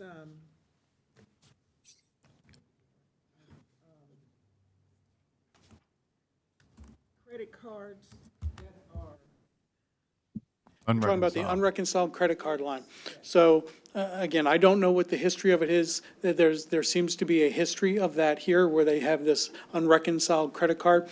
What happens is the city staff, select city staff have purchasing cards that they utilize, and staff goes in and they allocate those costs. These are costs that for some reason have not been allocated. I think we have a process that may be broken, and after the first of the year, I'm going to be having a conversation with the finance department to see exactly why it is that we have these things that are unreconciled and get them put into the account where they belong. So you may have an office supply account that has funds in it, and when we went through and we looked at the budget, let's say that they had $5,000 in office supplies, and they're charging their office supplies on a purchasing card, but it's not getting allocated to the office supply line. We're going through, and actually what we did as part of the budget process, we went through and looked at, okay, you had a budget of 5,000, you haven't really spent it, and well, what's going on? So we've tried to identify those things and take that $5,000 and bring that down and utilize those funds to offset the unreconciled credit cards. I just, in the time that I have right now, I've not been able to address that issue, but we're looking into it. Yeah. here's a question for the future. Yes, ma'am. Why do we not have a purchasing department? Is your mic on? Oh, I'm sorry. Mhm. Why, for the future, a question for the future, because we have this credit card thing going on, why do we not have, as a city, a purchasing department? This is a question for the future. I'm not asking, I just need, because I think if we had one, in my mind, it would make the credit cards that seem to have fun be a little bit more controlled. Well, and I don't That know is that it's something. necessarily the credit card spending is out of Well, control. I'm using that but- as an example. No, sure. It's like with a purchasing department, things would somehow be more funneled, more controlled, I seem. So we do have an individual that is our P-card administrator that is responsible for the P-card program. We don't have a formal purchasing department. I've come from an organization, I've only been here a little less than a year. We actually had a division within the finance department that was purchasing. But again, we were a little bit larger city. We're about 3-4 times the size of Terrell is now. So as Terrell grows, I think it's something that we need to explore. City of about 17 to 20,000. With the limited resources we have, we probably need to find an individual in the finance department that can do some of that function. But as we grow and we become more of a complex organization, I think it's something that down the road we do need to consider. Okay. Thank you, Mark. I will definitely come see you and your staff. Please do. See you and your staff. Thank you. Anyone else? All right, thank you, Mark. Next item, 5.17. Yes, Mr. Mayor, members of the council, we are to discuss and consider ordinance number 3077, an ordinance of the City Council of the City of Terrell, Texas, amending Chapter 9, Section 9-9, Civil Service Classification Plan, A, classification of firefighters, and B, classification of police officers, 9-9A1, positions appointed by fire chief, and 9-9A2, firefighter classifications, and 9-9B1, positions appointed by the chief of police, and 9-9B2, police officer classifications, revised codes of ordinances of the City of Terrell. All right, this will be handled by our Director of Human Resources, Sue Fledging. Good evening, Mayor, Council. It's good to see you. Still awake.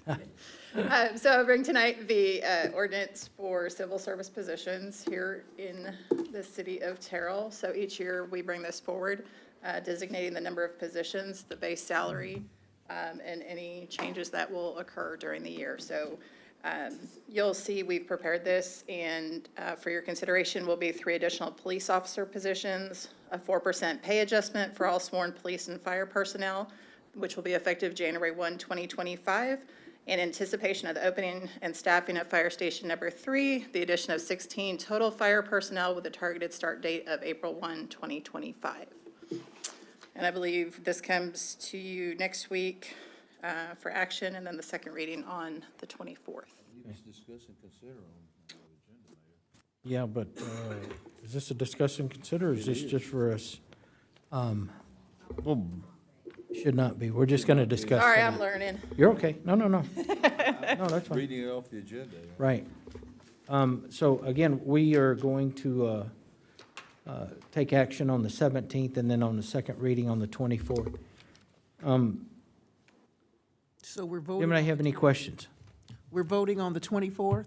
We're going to be voting on the 17th, the first reading, and then on the 24th, the second reading. correct.